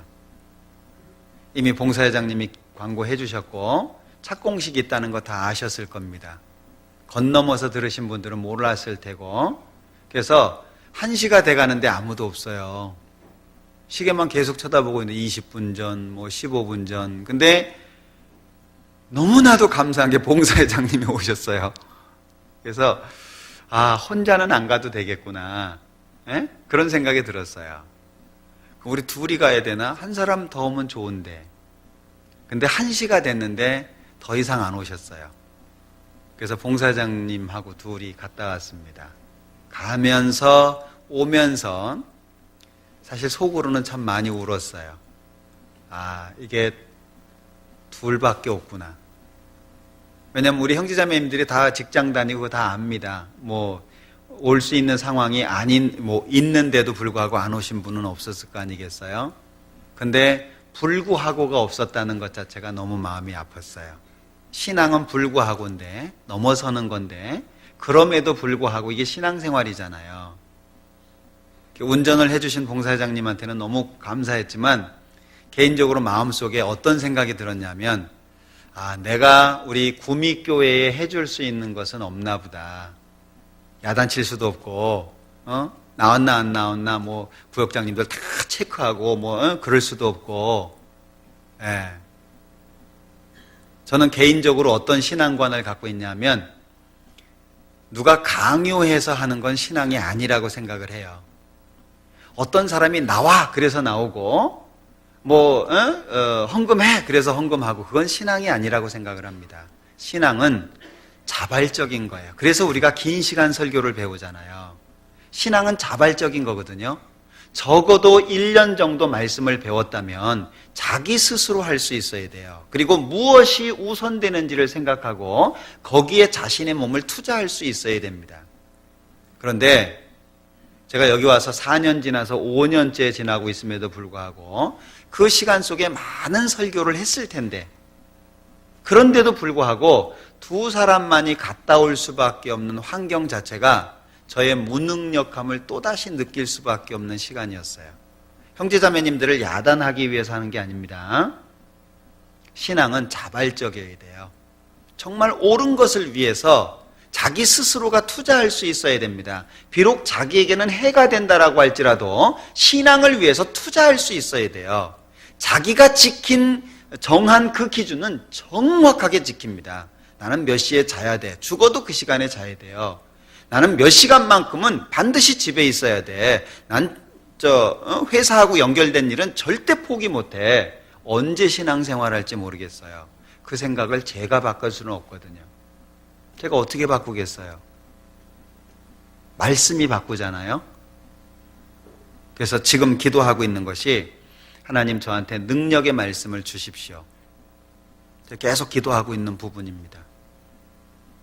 말씀을 전하면 말씀을 듣고 마음이 바뀌고 힘을 얻고 용기를 얻고 정말 주님을 위해서 살 수 있는 그런 신앙을 가질 수 있는 그런 능력의 말씀을 주시라고 기도를 지금 하고 있어요.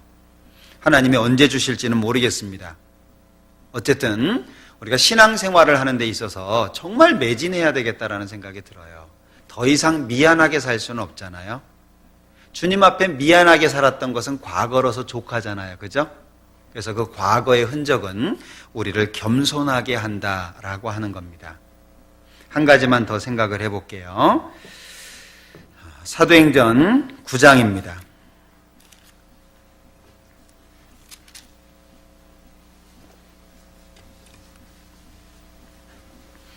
사도행전 9장 3절.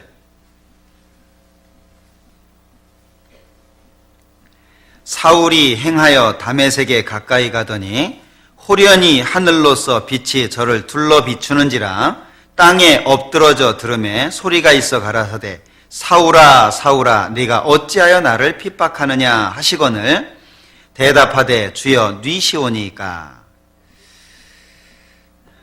뒤에 10절 그때 다메섹에 아나니아라 하는 제자가 있더니 밑으로 쭉 내려가서요 17절 아나니아가 떠나 그 집에 들어가서 그에게 안수하여 가로되 형제 사울아 주 곧 네가 오는 길에서 나타나시던 예수께서 나를 보내어 너로 다시 보게 하시고 성령으로 충만하게 하신다 하니 즉시 사울의 눈에서 비늘 같은 것이 벗어져 다시 보게 된지라. 이 바울 사도는 다메섹 그 도상에서 길에서 예수님을 만납니다. 그런데 그 밝은 빛으로 인해서 눈이 안 보이게 됐어요. 그래서 주변에 인도하는 사람들이 다메섹까지 데리고 간 겁니다. 그런데 환상 중에 아나니아를 하나님이 부르셔서 이 사울한테 보내신 거예요. 그래서 사울에게 아나니아가 안수를 합니다. 여기에 나오는 아나니아는 앞에 죽은 아나니아하고 틀리다는 거 아셔야 됩니다. 이 아나니아가 안수를 하니까 이제 눈에서 비늘 같은 것이 벗어져 가지고 바울 사도가 다시 보게 됐다는 거예요. 그런데 많은 사람들이 이 바울 사도가 갖고 있는 아픔이 뭘까?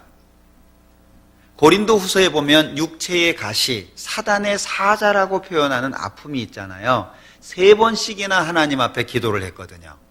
고린도 후서 12장입니다.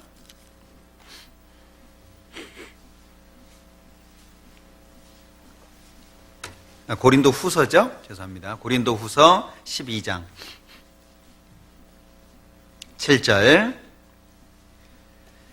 여러 계시를 받은 것이 지극히 크므로 너무 자고하지 않게 하시려고 내 육체의 가시 곧 사단의 사자를 주셨으니 이 사단의 사자라고 표현된 육체의 가시가 이게 뭐냐? 이 아픔을 말하는 건데 과연 뭐가 아픈 거냐?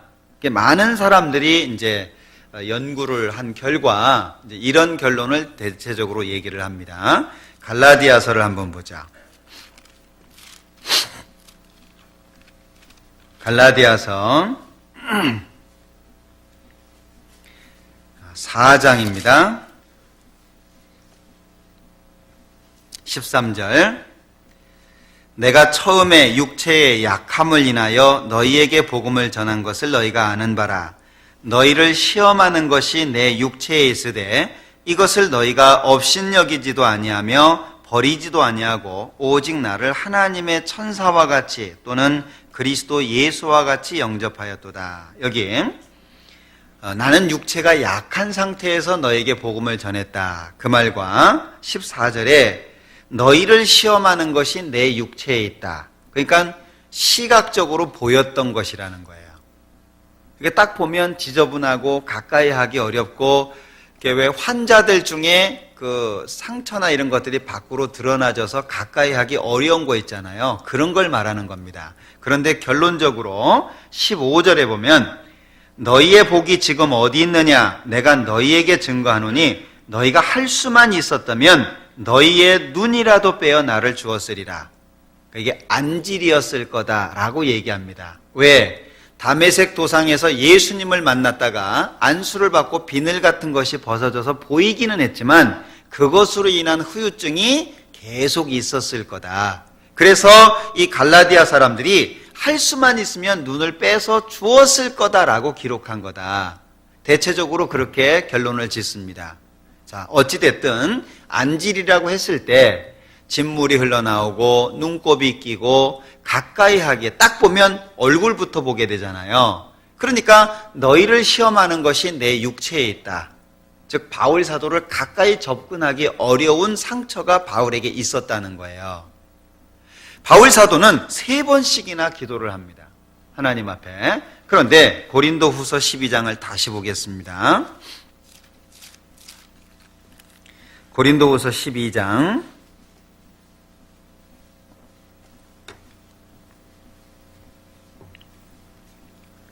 9절 8절부터 볼까요? 이것이 내게서 떠나기 위하여 내가 3번 주께 간구하였더니 내게 이르시기를 내 은혜가 네게 족하도다. 이는 내 능력이 약한 데서 온전하여짐이라 하신지라.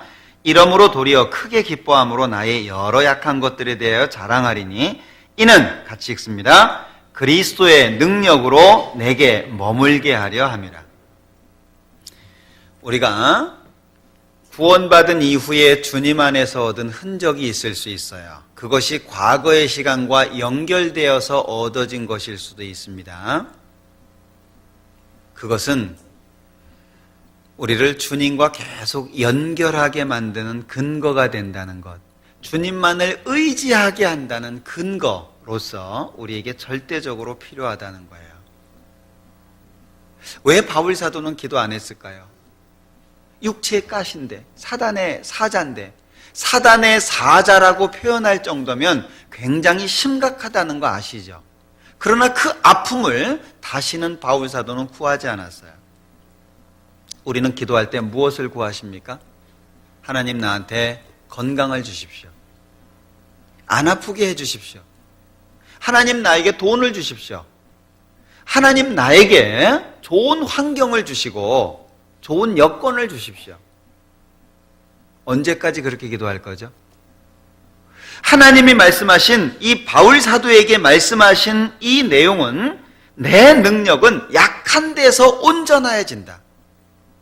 주님의 능력은 강한 데서 강해지는 것이 아니고 약한 상태에서 강해진다는 거예요. 그럼 우리는 무엇을 의지해야 됩니까?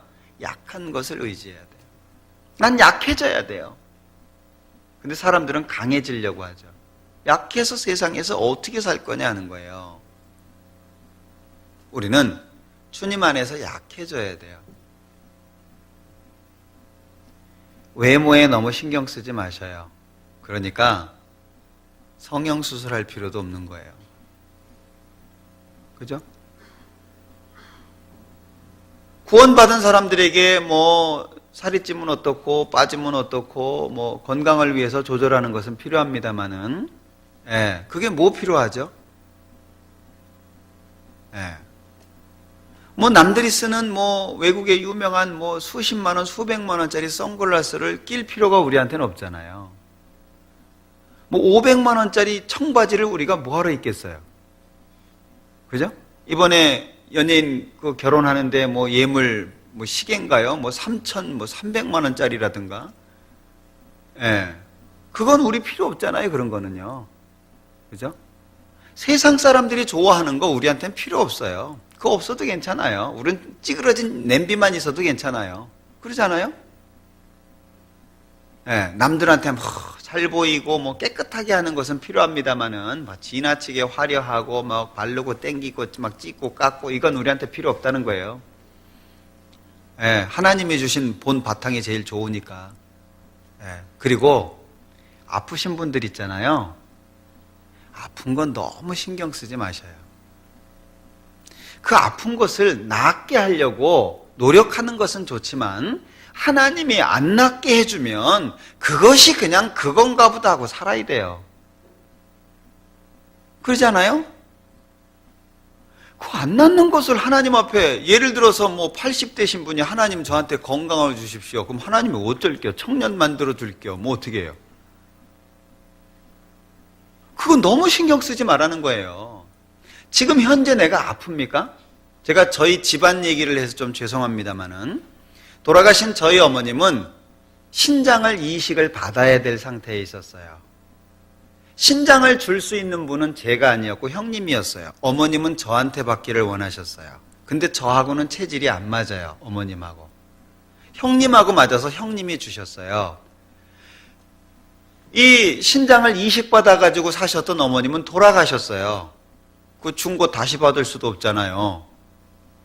형님은 죽을 때까지 그걸 갖고 가야 돼요. 신장 하나 줬잖아요. 죽을 때까지 그 고통을 갖고 가야 돼요. 일찍 피곤하고 감기 걸리면 안 되고 살이 쪄도 안 되고 그리고 음식을 가려 먹어야 되고 어떤 것들 조절을 해야 될 것들 조절하고 뭐 때로는 약도 먹어야 되고, 그게 언제까지 가냐? 죽을 때까지 가는 거예요. 그걸 뭐라고 기도할 거예요? 하나님, 기적을 통해서 신장 하나만 더 만들어주세요. 그렇게 기도할 거예요? 그건 죽을 때까지 갖고 가야 될 거라는 거예요. 그건 어쩔 수가 없어요. 경제적으로 어렵습니까? 주님 오실 때까지 어려울 수 있어요. 지금 내가 질병을 갖고 있습니까? 또는 아픔을 갖고 있습니까? 그게 주님 오실 때까지 갈 수 있다는 거예요. 구원받으면 신장이 하나가 더 생겨요? 구원받으면 부러졌던 허리가 다시 붙습니까? 아니에요. 현재 내가 갖고 있는 어려움이, 그런 아픔이 주님 오실 때까지 갈 수 있다는 거예요. 완벽한 건강이 있습니까? 이 세상에 완벽은 존재하지 않아요.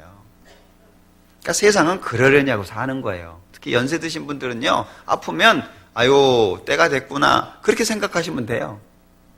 네. 젊은 사람도 마찬가지입니다. 젊어서 아픈 사람도 마찬가지예요. 지나치게 신경 쓰다 보면은요, 언제 주님의 일을 할 거예요?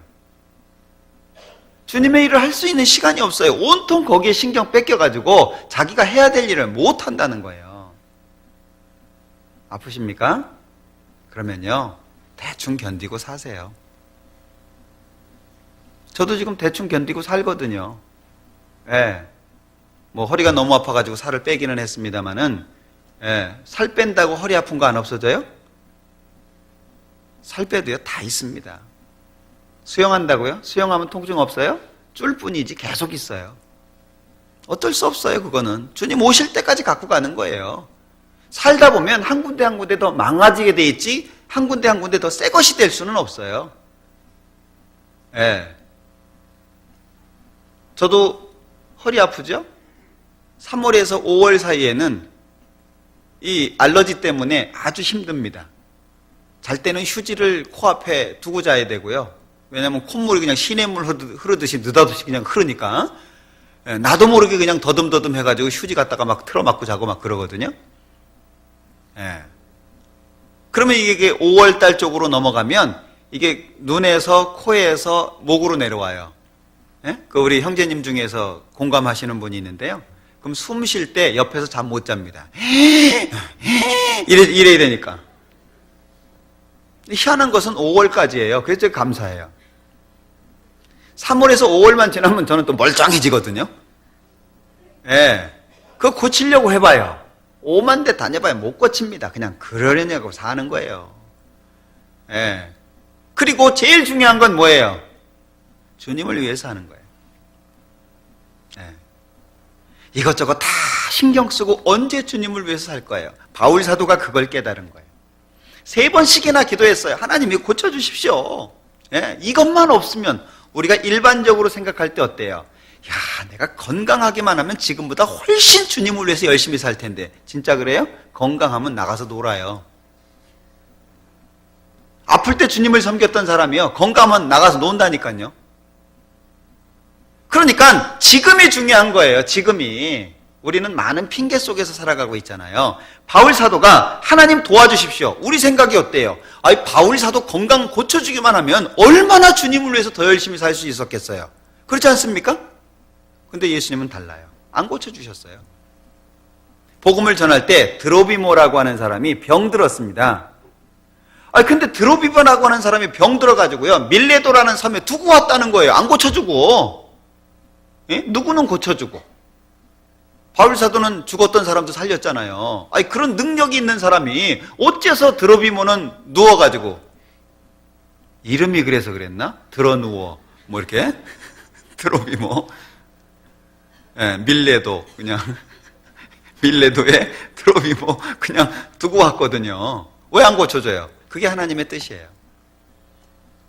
하나님의 뜻이면 살기도 하고 하나님의 뜻이면 죽기도 하고, 그게 우리의 삶이잖아요. 그러니까 하나님 고쳐주십시오. 안 고쳐주면 아, 이게 하나님의 뜻이구나. 그리고 그냥 버티고 사는 거예요. 언제까지? 주님 오실 때까지. 제가 제일 좋아하는 말씀이 뭐라고요? 다시는 아픈 것이 있지 아니하리니. 제가 너무너무 좋아하는 말씀이에요. 다시는 아픈 것이 있지 아니하리니. 천국엔 허리 아픈 사람 없어요. 천국에는 알러지 없습니다. 예. 천국에서는 병 때문에 고통받는 사람 없어요. 저는 그 말씀을 볼 때마다 마음이 너무너무 흐뭇해집니다. 왜? 어제보다 오늘이잖아요. 더 가까워졌잖아요. 주님 앞에 딱 서기만 하면은요, 정말 저는 멋진 몸으로 바뀔 겁니다. 예, 아무리 활동을 해도 허리 안 아픈 몸으로, 예, 어떤 상황이 돼도 알러지 안 걸리는 몸으로 바뀔 거예요. 믿습니까? 예, 바뀔 거예요. 그게 고대가 돼요. 그 말씀을 읽을 때마다 너무 위로가 돼요. 바울 사도가 깨달은 거예요. 다시 기도 안 합니다. 그리고 오히려 바울 사도가 뭐라 그래요? 9절. 내게 이르시기를 내 은혜가 네게 족하도다. 이는 내 능력이 약한 데서 온전하여짐이라 하신지라. 이러므로 도리어 크게 기뻐함으로 나의 여러 약한 것들에 대하여 자랑하리니 이는 그리스도의 능력으로 내게 머물게 하리 함이라. 그러므로 내가 그리스도를 위하여 약한 것들과 능력과 궁핍과 핍박과 곤란을 기뻐하노니, 같이 읽습니다. 이는 내가 약할 그때에 곧 강함이니라. 내가 약해야 주님이 강할 수 있다는 거예요. 내가 강하면 주님이 약해질 수밖에 없다는 거죠. 나는 약해져야 돼요. 그러니까 이 바울 사도의 예수님을 만난 이후의 흔적을 통해서 우리가 무엇을 교훈받을 수 있습니까? 과거의 흔적을 통해서는 예수님 앞에 겸손할 수 있는 근거가 됐습니다. 현재의 흔적, 그 예수님을 만난 이후에 얻은 흔적을 통해서 무엇을 우리가 가질 수 있습니까? 항상 예수님만을 의지해야 되는 근거가 된다는 거예요. 난 예수님 없으면 죽는다는 거예요. 내가 잘난 것 같습니까? 내가 뛰어난 것 같습니까? 나는 아무것도 아니에요. 제가 제 얘기를 한번 드려볼까요?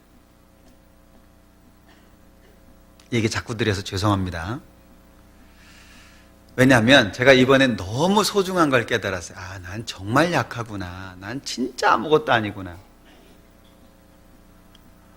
제가 지난번에 우리 3번의 교구 집회를 앞두고 6일 동안 금식을 했어요.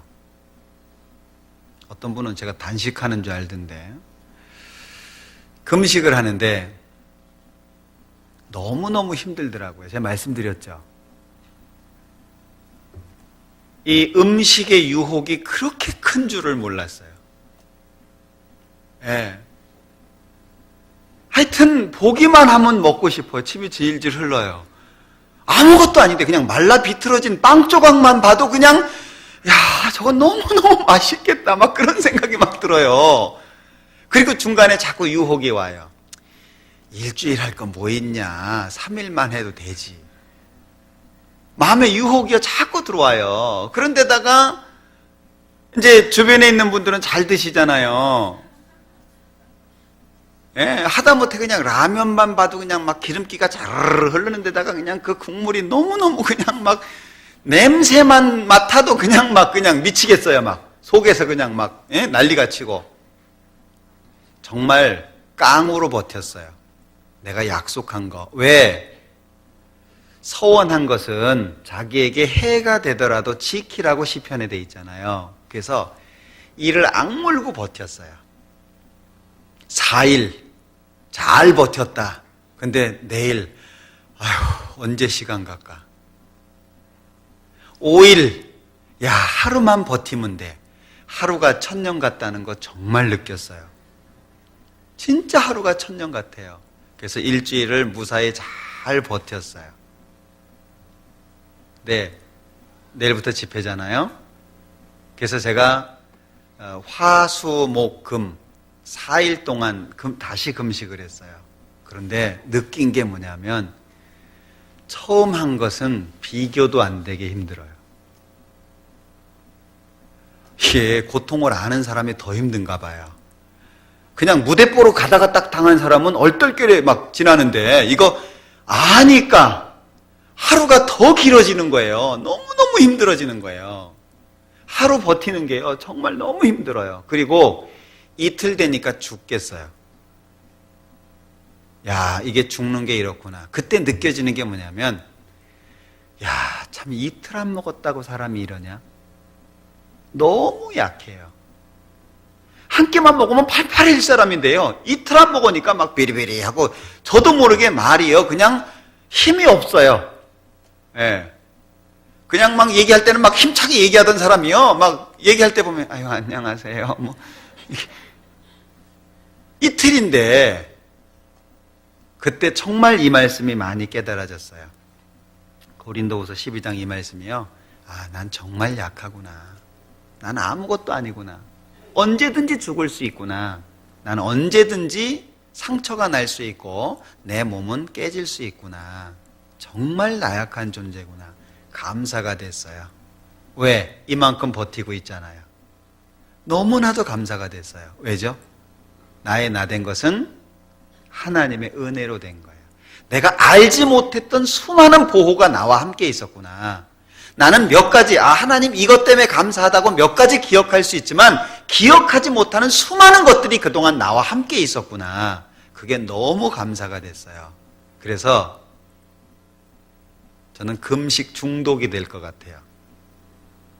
힘든데 참 이상한 것은 금식하면 기도가 내용이 틀려져요. 제가 그걸 느껴요.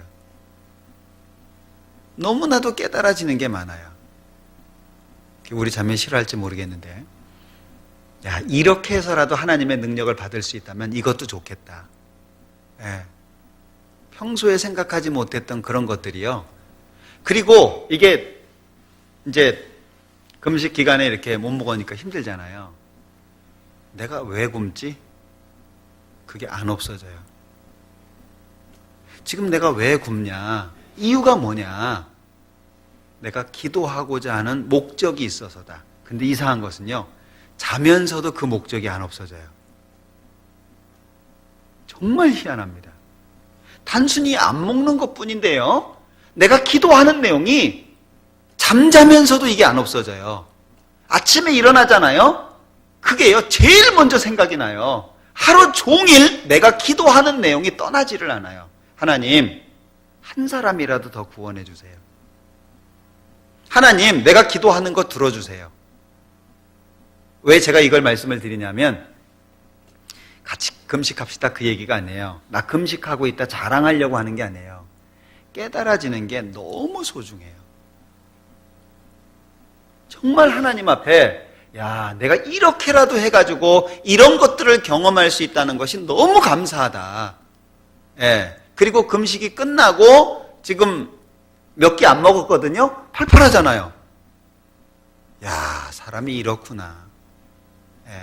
역시 사람은 하나님이 주셔야 산다. 하나님 없으면 죽는다. 바울 사도가 깨달은 게 뭐죠? 내가 약할 그때 곧 강함이니라. 약해져야 된다는 거예요. 내 욕심 버려야 돼요. 내 이상, 내 욕망, 그리고 내 계획 버려야 돼요.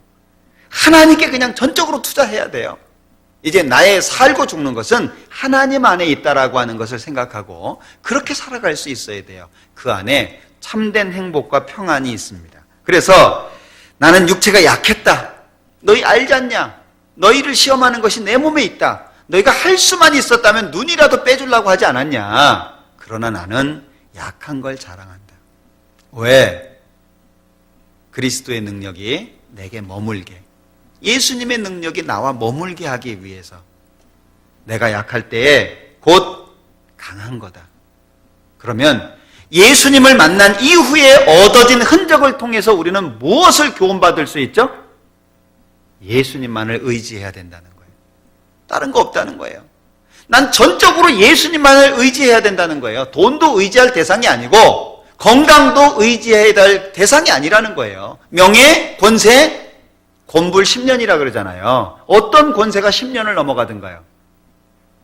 오직 예수님만을 의지하고 하나님만을 의지하고 우리에게 필요한 것은 영원한 천국이라고 하는 것이 마음속에 새겨져야 된다는 거예요. 나는 예수밖에 없다. 살아도 예수, 죽어도 예수.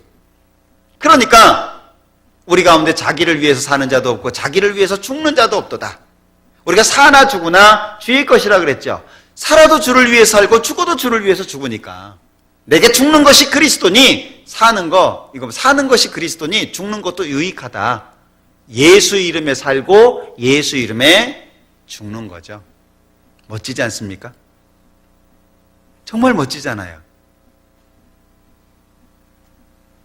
돈 때문에 그냥 막 바등바등 하다가 그냥 막 안달복달 하다가 막 그러다가 그냥 아무것도 못하고 주님 앞에 서느니 차라리 없는 거 털털 버리고 그냥 자신 있게 살다가 주님 만나는 게 훨씬 낫잖아요. 그죠?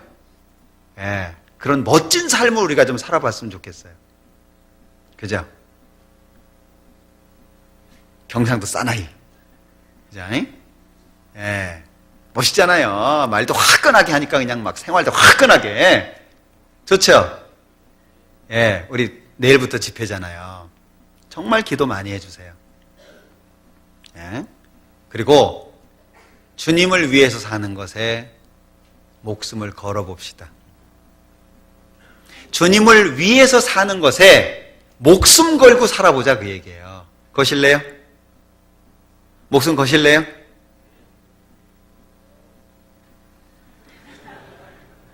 우리 장로님이